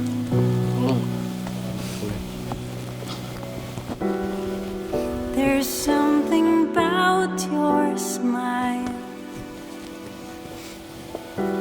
something telling me. Thực sự là sẽ có hai điều làm cho mình có thể là mình sẽ trăn trở tới nốt cái quãng đường làm sự nghiệp của mình còn lại luôn. Điều đầu tiên, mình vẫn chưa được làm một bài solo ở trong vòng chung kết. Mình chỉ biết mọi người mong chờ và sự bản thân mình cũng vậy. Và cái điều thứ hai mà mình vẫn không hiểu lý do tại sao liên quân của mình lại đứng trong đó mấy người á. Anh xin lỗi. Anh không cần phải xin lỗi em đâu. Tại vì anh đã cố gắng rất là nhiều rồi. Anh là người bị loại thì em phải xin lỗi anh mới đúng. Tôi chung cái này nè. Ok, cảm ơn anh em. Nghe các bạn. Nếu muốn được làm lại một điều gì đó, em sẽ làm gì? Thật sự lúc này là em chưa nghĩ ra. Hồi nãy khi mà đứng ở trong đó là kiểu cảm giác từ một mình đang ở một cái chỗ cao và khi mà cái đèn nó đứng vào cái chỗ đèn thì em cảm giác như tự nhiên mình bị thành một cái người tội đồ là chỉ trong một tích tắc thôi. Em thấy sao mà nó chớ trêu quá. Em thấy có lỗi. Đầu tiên là với bản thân em, với tất cả các anh em và tất cả các bạn khán giả, tất cả những người đã kỳ vọng em, đã chờ em làm được nhiều hơn và làm được ngay từ phút đầu và chứng tỏ cho tất cả mọi người thấy là niềm tin của mọi người đặt vào em là xứng đáng, và em đã không làm được. Tặng em một câu trả lời mới ha. Nếu hỏi em làm lại cái gì, anh chỉ ước là em tìm được chính xác mục tiêu của em khi đến đây. Em đang bị rơi vào cái bẫy của người thợ biểu diễn đấy, là mình cứ làm việc theo mục tiêu thôi, mình quên mất tiêu cái lý tưởng của thằng Nam Cody. Ủa, nó vô đây nó muốn làm gì ta? Vòng 1 nó muốn làm gì, vòng 2 muốn làm gì, vòng 3 muốn làm gì? Tính chưa? Hình như chưa tính. Phải có lý tưởng đó, mà mình tìm đến đó tự nhiên ta nhận ra mình là ai. Nếu anh là em, anh không đấu với Kiều bằng popping. Giỏi như vậy, anh thách em học theo một bộ môn nhảy khác để em đấu với Kiều, mà em vẫn thắng, thì anh mới nể em chứ. Vậy thì thằng Nam Cody nó giỏi lắm á. Popping là nó nhất nhì ở đây rồi. Không, nhất luôn, mới nhì luôn. Hát cũng hay, rất đẹp trai luôn. Anh chỉ muốn em đi tìm sức mạnh thật sự của em. Em làm cho mọi thứ nó chín mùi hơn giùm anh cái. Dạ, em cảm ơn anh. Cảm ơn em. Dạ. Cảm ơn Nam Cody đã cống hiến cho Tình Anh C2.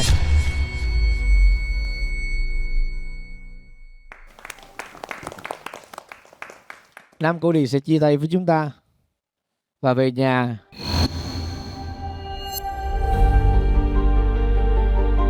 Ngủ thiệt kỹ để thi tiếp vòng 4.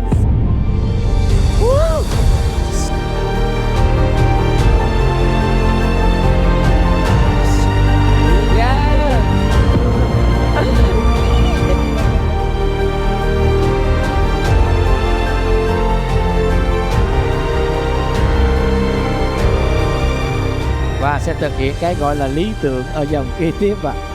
Chỉ một bài chơi hoài mà vẫn bị lừa ha. Đang vào form. Đang vào form. Đang vào form đấy. Yes sir. Dòng này là anh.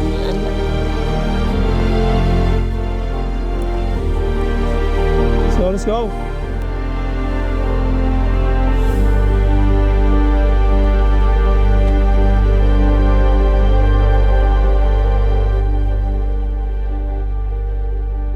Tiếp theo,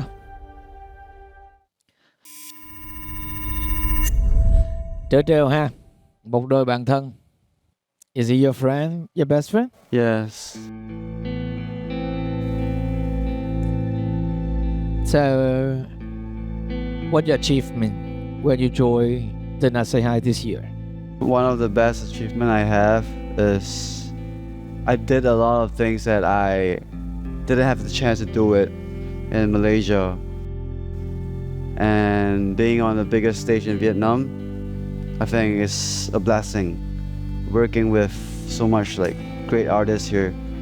I learned so much in terms of music, speaking, controlling my emotions, like how to communicate with people. And I'm truly, truly blessed and appreciate to every single contestant and my fans. I think now it's time for you to be proud of yourself because, you know, you're foreigners. You came to another country for a reality shows with all of the best contestants here. And you have fans here, they love you. On my threads, when I, you know, just scroll up every day and I read all of the things people talk about you. People don't know you before. But they realize, they recognize you, they talk about you, they love you. It's hard, I know it's hard, and you did it. So you have to be proud of yourself. And it's time for you to learn some Vietnamese. It's time for you to take it seriously. This is not a journey. This is your destiny here. Okay, thank you. So yeah, I was actually kind of nervous. Oh, why I did not do good enough? Why I didn't prove myself more? Why I did not be more competitive? Why I did not say what I want to say every time in the live stage? I just don't want to leave that soon in this show because I want to prove more. I've learned a lot and I want to put all out to the crowd, to the audience, to my fans. Thể Thiên, kịp làm những gì em muốn làm chưa? Dạ chưa và có. Em có nói với anh lúc đầu là em vào đây em muốn học hỏi. May mắn là em cũng đã học được từ vài người. Còn chưa thì là em chưa có show off cái vocal ability của mình. Why don't you? Mình có hơi tự ti tại vì ở đây các tính âm nhạc của ai cũng mạnh và ai cũng giỏi hết đó. Mình hơi ngại, hơi kiểu về chừng hơi e thẹn, hơi kiểu chưa dám kiểu ném mình vào cái vòng lửa đó. Mặc dù là mình có đủ khả năng để mình làm như vậy. Nó tùy tình huống, em nghĩ là vậy. Và có lẽ là em cũng chưa có đủ tự tin vào bản thân để mà có thể kiểu step forward và kiểu nói là actually thì đó là sau này thì em bây giờ thì mình học được một cách nữa là đừng có lãng phí thời gian và cứ đâm đầu vào và cứ bộc lộ hết tất cả những gì mà mình feel. Trước khi vào chương trình anh cũng muốn nghe đồn một số lời đồn về em dữ lắm bla bla bla bla. Ok, I'm just watching you ha.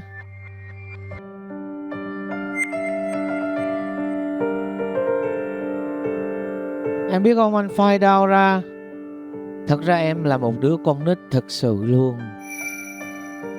Em ham vui, em rất là thích được mọi người thương cưng mình một chút. Là tại vì anh nghĩ là trong cả cái hành trình thanh xuân của em cứ phải đấu tranh cho cái việc mình thích làm một cách mệt mỏi với quá nhiều cái áp lực. Xong cái em chợt nhận ra vô đây mình có bạn. You always said we were the good ones. Like an 18-minute thriller movie. I always knew you always meant it. But now we're standing on the bedside too. Ok. Hôm nay anh nghĩ cái dịp này khi em đến với Say Hi là cái dịp em balance con người em lại. Để em nhận ra rằng là chỉ cần mình được đặt vào đúng cái chỗ mà nó thuộc về mình thì mình sẽ không cần phải sững cồ lên để đấu tranh cho cái gì nữa hết. Mình chỉ cần enjoy thôi. Dù là em đi tới đâu. Đúng không? So I'm counting all the days till you come this misery. I wish that you could see me now that you're gone. Cause you need to be alone, away from our chemistry. I just hope you'll end up knowing that I'm meant to last. I'm counting all the days till you come around. Or will you come around? Will you come around?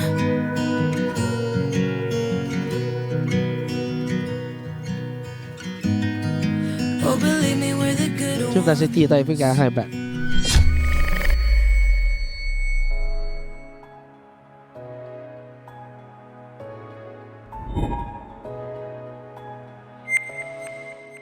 Hai bên chia tay về nghỉ với Nam Cody.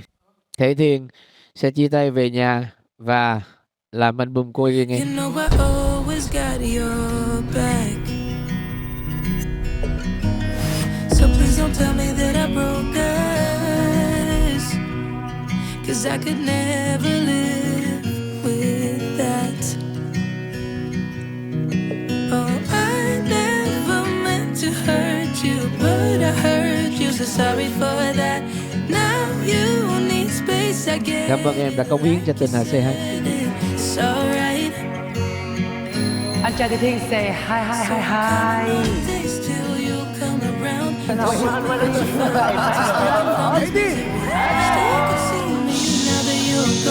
Cause you need to be alone, away from our chemistry. I just hope you'll end up knowing that I'm meant to last. I'm counting all the days till you come around. Or will you come around? Or will you come around? Why? Chị bị nó lén hả? Biết chết liền luôn á, đừng hỏi em nữa thôi. Quá là đỉnh rồi, biên tập chương trình ơi. Hợp lên. Or will you come around?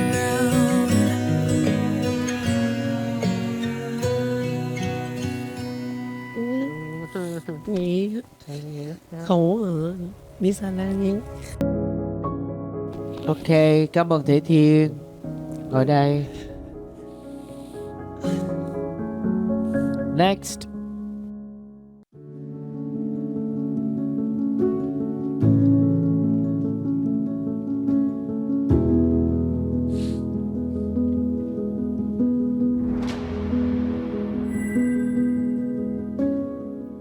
Dạ, chào. Con mình hả? Dạ đúng rồi.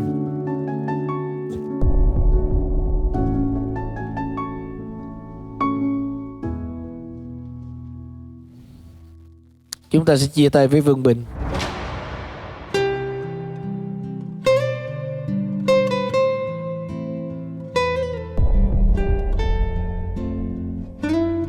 Tôi Bùi Trường Linh. Hey, hey, hey, hey. Tôi Vương Bình. Mày, Tôi xuống đền. Hey, hey, hey. Tôi Công Bình. Bình.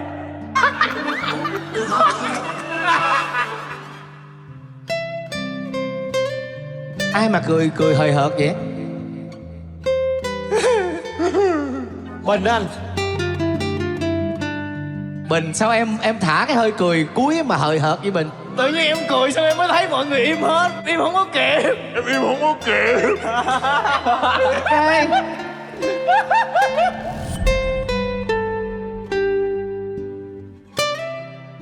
Nói chung là em không phải tự khen bản thân mình, nhưng mà em cảm thấy là em đã nâng cao được cái trình độ nhảy của em. Dạ. Anh nghe nói là dạo này Dương Bình nhảy giỏi lắm. Em chứng nhận nha. Xuất sắc anh ơi. Hải ơi, vừa thôi Hải. Bơm quá đấy, xuống không kịp. Bơm quá chết anh Hải ơi. Đó.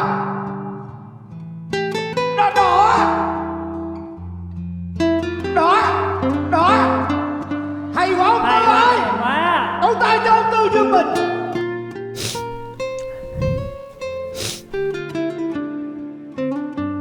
Là gì muốn nói không? Em vẫn còn nhớ ở cái mùa 2 em có nói là em vẫn còn thiếu một cái bài hát gọi là R&B mà nhảy giật đùng đùng. Và đến cái live stage 3 này em cũng đã làm được. Và cái live 2 thì em cũng đã được vào Team Kiều và Thực ra cái vocal của mình thì em cảm giác là hành trình của em đến đây là ok rồi. Và bởi vì năm nay là Tinh Hà Say Hi thì em nghĩ là tất cả các anh em đều rất là tài giỏi. Cũng có những người còn rất là trẻ. Em nghĩ là em ổn với kết quả này.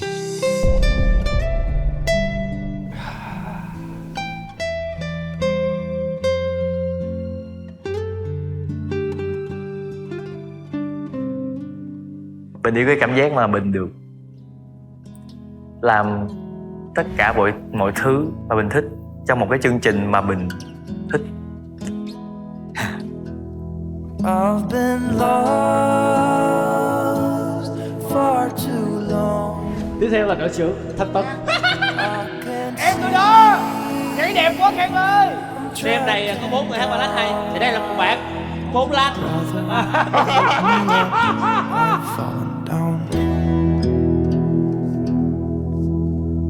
Have you ever felt like someone? Đâu được mà.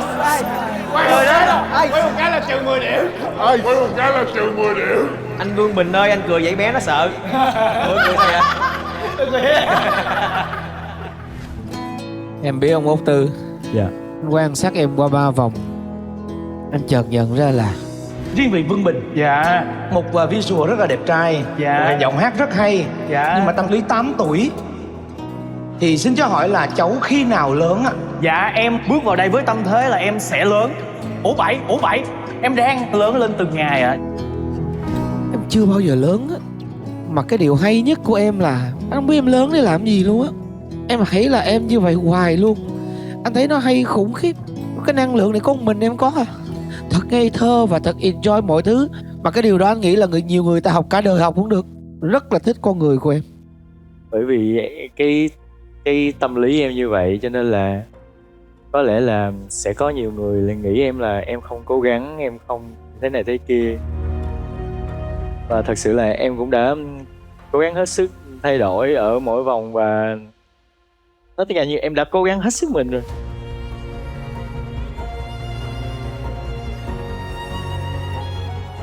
Thường thì người ta sẽ, cảm ơn em, thường thì người ta sẽ mong muốn lâu lâu đó mình thấy Út Tư làm gì đó khủng khiếp. Nhưng mà anh nói thiệt luôn, anh không muốn em làm cái gì khủng khiếp nữa hết. Anh chỉ muốn thấy Út Tư như thế này thôi. Đây là món quà ông trời cho em.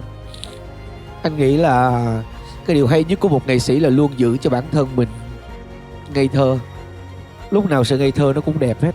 Và em có điều đó. Thì em luôn muốn giữ một cái năng lượng nó tích cực, nó thoải mái nhất có thể mà mình có thể đưa ra, kể cả khi mà mình mệt hay gì đó.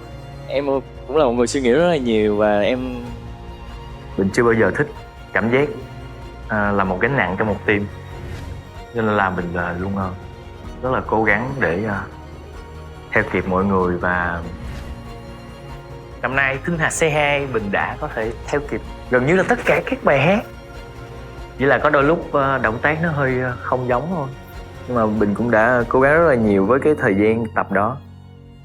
Tự hào về bản thân mình. Em tên anh đi, em vẫn hồn nhiên à. Dạ vâng, thì ý là như vậy, nhưng mà ý là cũng không có đến mức là không suy nghĩ gì. Tôi biết là ông có suy nghĩ, ông có cố gắng hết. Tôi nói như vậy không có nghĩa là ông không có làm gì hết nhá. Anh tin chắc rằng là em suy nghĩ cỡ nào, làm cố gắng cỡ nào, thì trong con người em, cái năng lượng hồn nhiên là bất biến. Đó là cái năng lượng được bảo toàn một cách bền bỉ nhất, thật sự luôn. Và hãy tin với anh rằng là nó là món quà đó. Vâng. Cảm ơn em đã cống hiến cho Tinh Hà Say Hi. Cảm ơn anh. Tôi chờ đợi bài hit tiếp theo của Vương Bình. Ok. Dạ, cảm ơn anh ạ.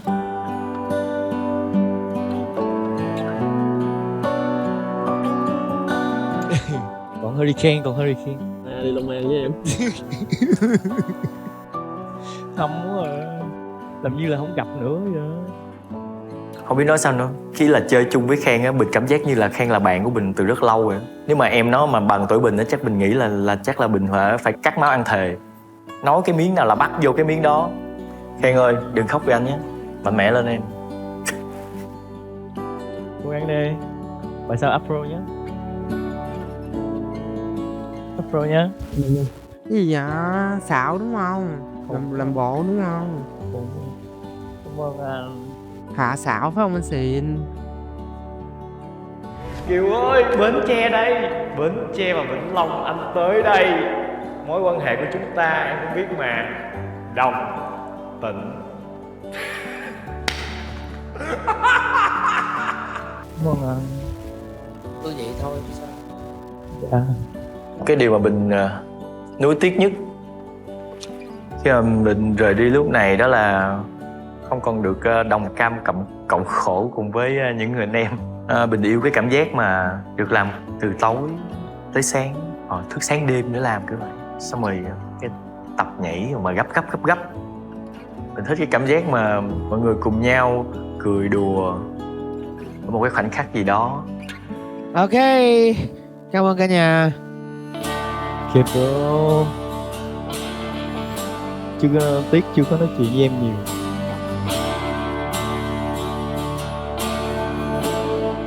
Và cũng rất là may mắn khi mà cái live stay này Bình không có phải là ở trong team có Linh.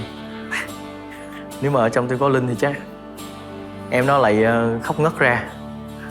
Nếu mà anh Bình phải dừng lại tại livestay này thì là quá sớm đối với anh Bình. Mình không muốn ai phải dừng lại cả. Tiếp theo.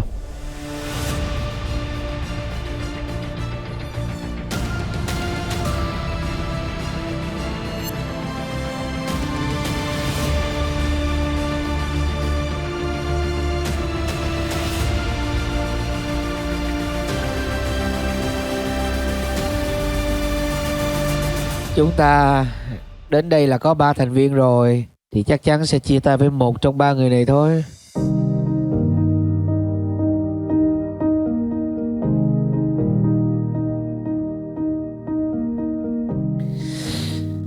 Ai cũng giỏi hết. Anh không muốn hỏi tụi em vì sao tụi em đứng đây nữa. Anh chỉ muốn hỏi là nếu không đi tiếp được nữa thì điều luyến tiếc nhất của tụi em là cái gì? Điều luyến tiếc nhất của em sẽ là em chưa được làm nhạc với tất cả những anh em ở đây. Vâng. Nếu mà mình dừng ở đây thì chắc là mình sẽ về nhà. Mình sẽ gọi cho mẹ. Mẹ của mình cũng trông ngóng từng cái livestay một. Tất cả những lần mà Ren được xuất hiện ở trên mạng xã hội, mẹ Ren luôn ở đấy để xem là Ren làm cái gì và luôn ủng hộ Ren. Rồi mẹ chắc là sẽ đi ăn hoặc là đấy làm gì đó. Và cái người mà chắc là buồn thứ hai chắc là ekip của Ren. Chắc là mọi người sẽ bị tủi thân. Kim Long thì sao? Em cũng giống Ren, trân trọng từng khoảnh khắc, từng hành trình với những anh em trong đội. Em nghĩ em sẽ chỉ cảm ơn thôi. Em cảm ơn hành trình này, em cảm ơn thời gian qua. Tất cả mọi người, tất cả các em ở đây sẽ cho em thấy được những cái năng lượng tuyệt vời như nào. Nếu em không vào đây thì em sẽ không có được nó. Rất là nhớ những khoảnh khắc cùng các anh em làm nhạc ở studio nhà mình, khi mà đứng ở phòng chờ được với 23 anh trai khác. Rất khó để có một cơ hội mà có thể được đứng chung với tất cả các anh em và rất nhiều người giỏi như vậy. Hay, còn Song Luân thì sao? Chắc cũng có vài điều luyến tiếc. Em không được làm nhạc với một số anh em mà em đã chờ đợi sẽ được làm chung. Ví dụ Dương Đô Mích, Hư Đi Khang, Captain. Em không có cơ hội làm một cái nhạc mà mình tưởng tượng là nếu như mình làm một mình thì mình sẽ làm như thế nào, hoặc là thuyết phục anh em làm một cái gì đó rõ cái màu sắc mình muốn không. Cả ba bạn đều là những cái người mà không ai cần phải nói gì nữa về khả năng và cái sự trách nhiệm của các bạn trong cái cuộc thi này. Các bạn đều luôn luôn mang đến cho mọi người một cái cảm giác rất là an toàn khi các bạn là thành viên trong một đội, bởi vì các bạn sẽ làm việc gấp 3 lần người ta. Dĩ nhiên vì một lý do nào đó mà mình sẽ có mặt ở đây. Tôi cũng không đủ cái tư cách để có thể nói lên lời khuyên gì với cả ba bạn, bởi vì tôi biết là ba bạn đều rất là giỏi. Tôi chỉ mong là các bạn sẽ tự tìm hiểu cái câu trả lời cho mình là vì sao hôm nay mình ở đây, để sau đó các bạn sẽ dành cái câu trả lời đó cho cái sản phẩm âm nhạc tiếp theo của mình. Mình đã rất là căng. Mình như kiểu mình bị bất ngờ tại sao mình lại ở trong cái vùng nguy hiểm, trong khi mình cũng đã cố gắng hết sức. Hay là do cách mình làm việc với anh em chưa ổn, mình chưa thoại đủ nhiều. có rất nhiều luồng suy nghĩ, có rất nhiều lý do nó làm cho Ren cảm thấy rất là bối rối. Chúng ta sẽ chia tay với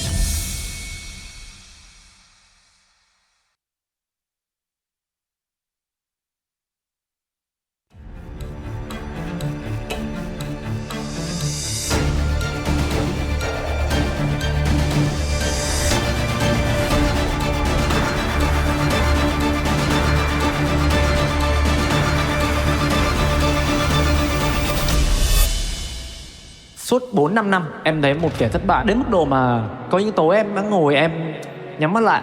Em nói với ông trời rằng nếu ông trời thấy con không thể làm được nghề này, hãy mở cho con một con đường khác.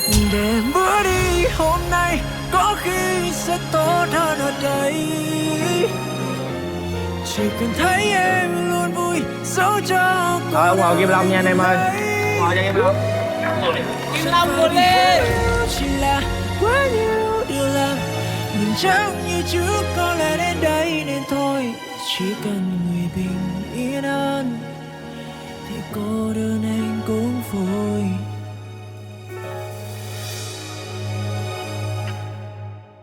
chúng ta đến đây là có 3 thành viên rồi, thì chắc chắn sẽ chia tay với một trong 3 người này thôi. Chúng ta sẽ chia tay với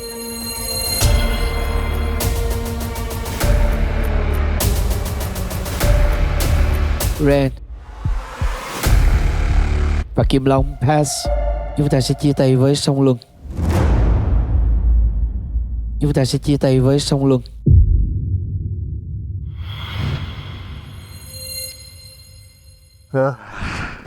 So tired of crying.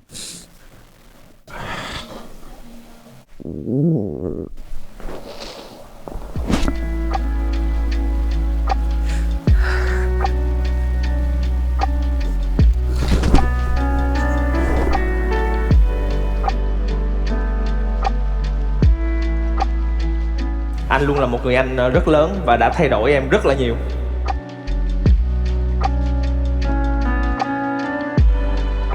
Khi mà mình thực sự là mình suy sụp á, thì ảnh là người động viên mình rất là nhiều. Và đối với mình là anh Sinh là một người rất là máu lửa với nghề.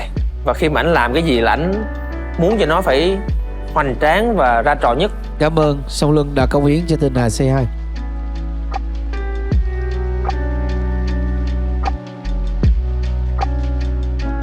Hùng gọi điện thoại hỏi anh em, tức mỗi ngày người ta bảo anh đang làm cái đoạn này hay lắm Hùng.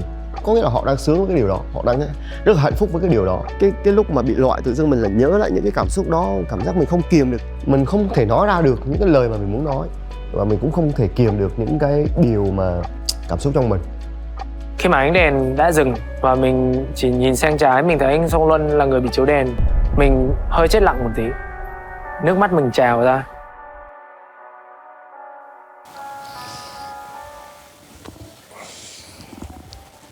Bye bye anh em nhé.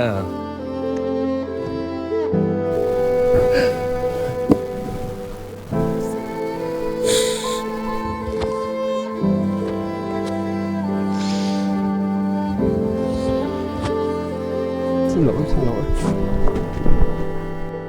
Ai đâu mà xin lỗi em.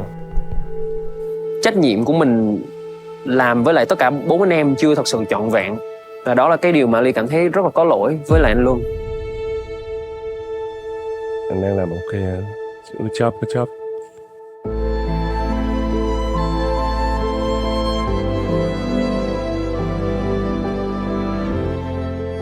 Anh nói anh còn vô đội em mà. Về Mình tưởng là mình và anh em đã làm được, đã có thể giành chiến thắng và mang cả liên quân vào được. Xong rồi thấy anh Luân đứng đó, mình đã rất là sốc. Cảm ơn anh. Nghĩ là chắc anh nói đủ với em hết rồi, nên là em cứ nhớ gì đó. Tới những khoảnh khắc cuối cùng trước khi anh Luân bị loại, anh Luân còn là người luôn động viên mình: cố lên em, tự tin lên, thoải mái lên, đừng áp lực. Và mình cũng kiểu không biết phải đối mặt với cái việc này làm sao ấy, khi là sẽ không thấy anh Song Luân ở trong chương trình này nữa. Người mà dẫn dắt em, mà người mà làm cho tất cả các anh em hòa nhập thì đấy chính là anh Song Luân. Thật sự đây là một cây cổ thụ rất là ấm áp. Em chỉ muốn nói một câu thôi. Anh ở đây cũng là một phần lý do em ở đây.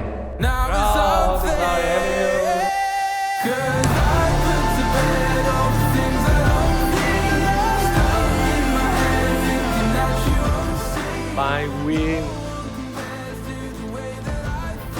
Ai cũng thấy luôn là anh Luân quá ấm áp. Câu là em hỏi anh Luân là ủa sao anh lên trường quay sớm vậy? Cái anh Luân nói với em là chương trình nhìn vậy thôi chứ sắp hết rồi em lên thấy được anh em bao lâu thì thấy.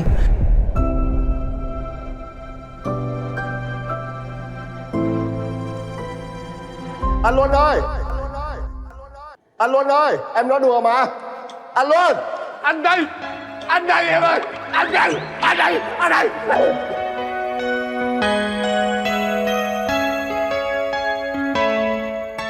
Tình cha nam như gần thái dương. Con! Song Luân sẽ ở lại tiếp với Quang Hùng. Con à, nếu như mà không còn cha bên cạnh thì con ráng sống cho tốt nha. Trong chương trình này thì dù người đàn ông có cứng rắn nhất cũng phải chảy nước mắt một lần. Số em ở Sài Gòn là em toàn một mình hết. Giá như mấy năm trước đó mà em có anh là một người anh trai của em, để cho em những cái lời động lực mà em có thể bước tiếp kiên định hơn, nó mạnh mẽ hơn nữa. Sau đó anh xin bảo từ này mày hãy gọi anh là anh trai.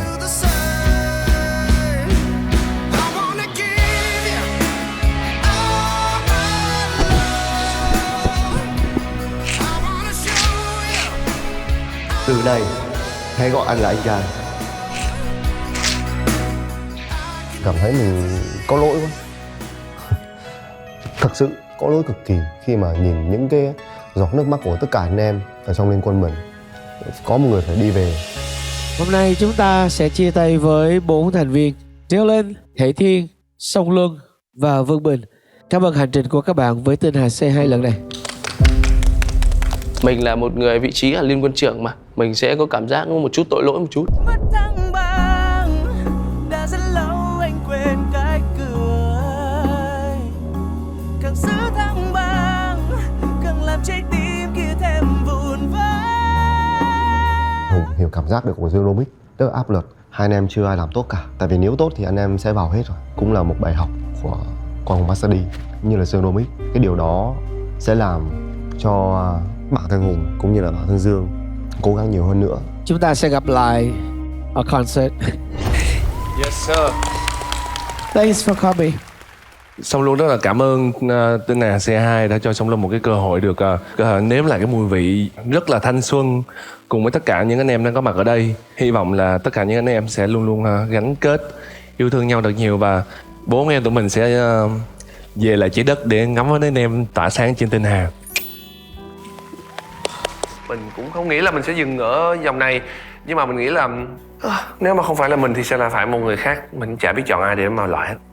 Cảm ơn 23 anh em đã rất là dễ thương, đã rất là hòa hợp và em sẽ luôn luôn nhớ mãi những cái khoảnh khắc mà cùng làm việc với anh em, tập nhảy và làm nhạc cùng với anh em. Cảm ơn tất cả mọi người đã thật là tử tế. Cảm ơn mọi người rất là nhiều. Dylan chỉ muốn nói là it's an honor to be here and share the same stage with mấy anh em. That's all I want to say. Thể Thiên.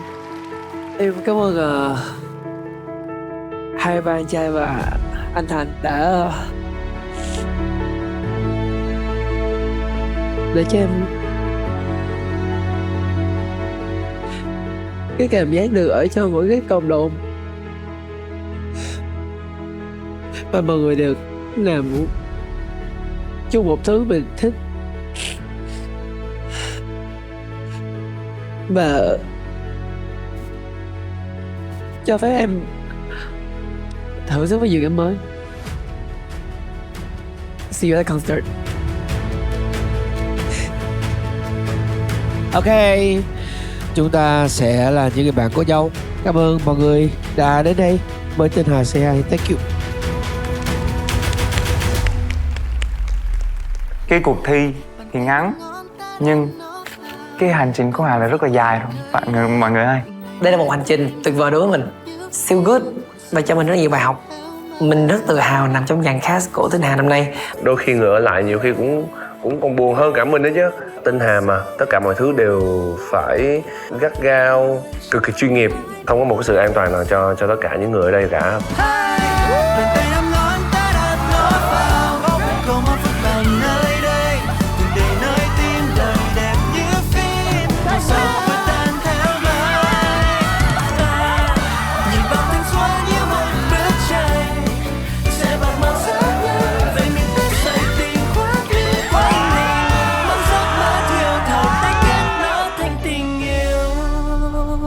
Không có được khóc nha. Ai mà khóc lớn rồi. Bye bye bye bye. Anh trai Vương Bình say hi. Anh trai Song Luân say hi. Anh trai Dylan say hi. Anh trai Dylan say hi. Quý vị và các bạn thân mến, và chúng tôi xin được khép lại Live Stage 3 ở đây. Hẹn gặp lại quý vị và các bạn vào chương trình tuần sau 20 giờ thứ Bảy tuần sau trên HTV2, Ví giải trí Visional và ứng dụng giải trí Vion. Vion không thể rời mắt. Quý vị và các bạn đang theo dõi Tinh Hà Say Hi, chương trình do Visional Thủ Đức Việt VNC Group Holdings sáng tạo cùng phối hợp với Đài truyền hình Thành phố Hồ Chí Minh HTV thực hiện. Và xin được cảm ơn nhà tài trợ kim cương của chương trình, Ngân hàng TP Bank, mang đến app TP Bank với hơn 2.000 tiện ích đỉnh sống đỉnh. Và xin được cảm ơn trang sức chính thức của Tinh Hà Say Hi, Hardlock, mở khóa chất riêng trong mỗi trái tim. Xin được cảm ơn nước hoa chính thức của Tinh Hà Say Hi, F Niche Perfume, nơi cảm xúc và cá tính được gửi gắm qua từng dấu hương riêng. Và xin cảm ơn thời trang pyjama chính thức của Tinh Hà Say Hi, Toha Homeware, hành trình hạnh phúc. Xin cảm ơn V Music Label đã phối hợp với Sony Music đã phân phối độc quyền cho âm nhạc của Tinh Hà Say Hi. Chào tạm biệt và hẹn gặp lại với Live Stage 4.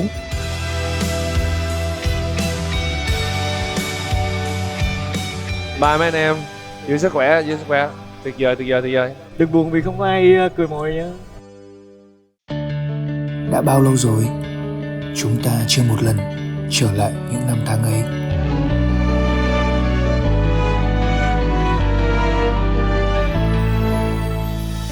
Bảy tám năm gì rồi Pháp Kiều mới bận lại một cái bộ đồ đi học. Tự dưng mình mang vào mình cảm thấy mình trẻ lại, được khoảng cỡ mười mấy tuổi. Đấy, mình học sinh, giờ thiếu mỗi cái cặp sách nữa thôi là đến trường được rồi. Rất lâu rồi công Bi mới được khoác trên mình một cái bộ đồng phục như vậy. Cảm giác mình trẻ ra 10 tuổi. Thanh xuân của tôi đã trở lại. Nhìn vào thanh xuân như một bức tranh, xe bạc màu rất nhanh, vậy mình biết rồi tình khoác lên quanh mình. Bạn có thấy mình có nghĩ không? Ta kết nó thành tình yêu. Nói chung là tôi học giỏi, cô thầy rất thương. Có hơi quậy ngầm một tí thôi. Các bạn làm chứng cho tôi nhá. Mình về Huế mình còn gặp nhau nữa. Khi mà đi học thì Apple Boy là một người hiền lành, dễ thương, yêu quý bạn bè trong lớp. Không tin mọi người cứ hỏi thử mà xem. Thì chắc chắn là cũng là một hot boy rồi. Nếu như tất cả các bạn đã học cùng mình tại trường phổ thông Tân Bình và trường phổ thông Hoài Đức B thì các bạn xác nhận giúp mình rằng Bùi Trường Linh là hot boy tại cả hai ngôi trường. Các bạn học sinh của trường Trung học phổ thông chuyên Sơn Tây thì xác nhận dùng Công Bi với là ngày xưa là có phải là một người là gọi là cũng sáng láng hay không? Anh công địa K56 đấy, mọi người lục lại giúp Công Bi với.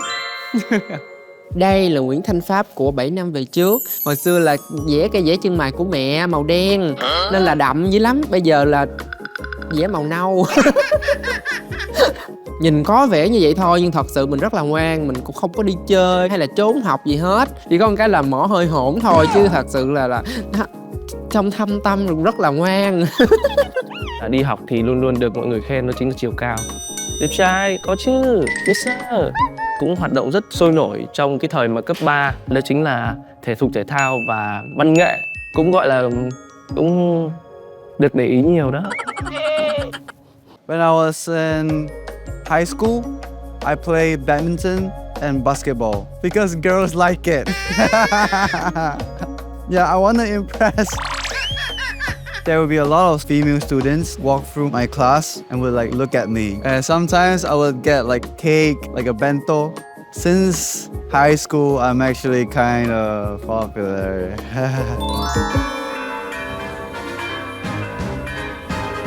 Tới giờ đó nè. Tới giờ vào lớp rồi. Tới giờ rồi.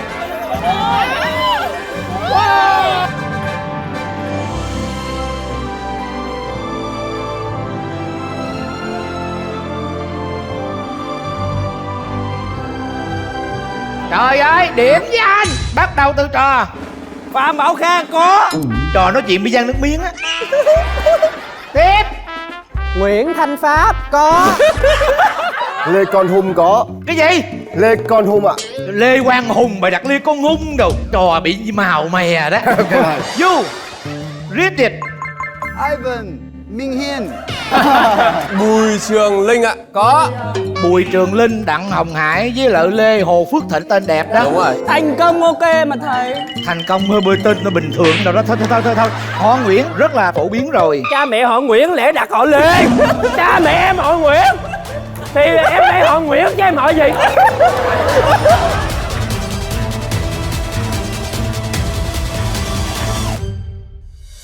Trên tay của thầy hiện nay là 20 bộ đề kiểm tra đầu giờ 15 phút. Mỗi trò chỉ nhận một trò công ngáp ghê quá. Ghê quá ghê. Dạ con xin lỗi thầy. Lần sau trò ngáp trò che miệng lại. Chuẩn bị 15 phút bắt đầu. Ủa sao này của tôi tiếng Anh? Thế thì của bạn đen rồi. Dễ đây là đây ồn quá. Dạ. Làm bài mà ồn quá. Một lần nữa được làm học sinh, và một lần nữa lại được vô tư. App TP Bank 2.000 tiện ích đỉnh, sống đỉnh. Mở Vion xem trọn bộ Ngoại tình chỉ là bắt đầu. Bản thuyết minh và phụ đề.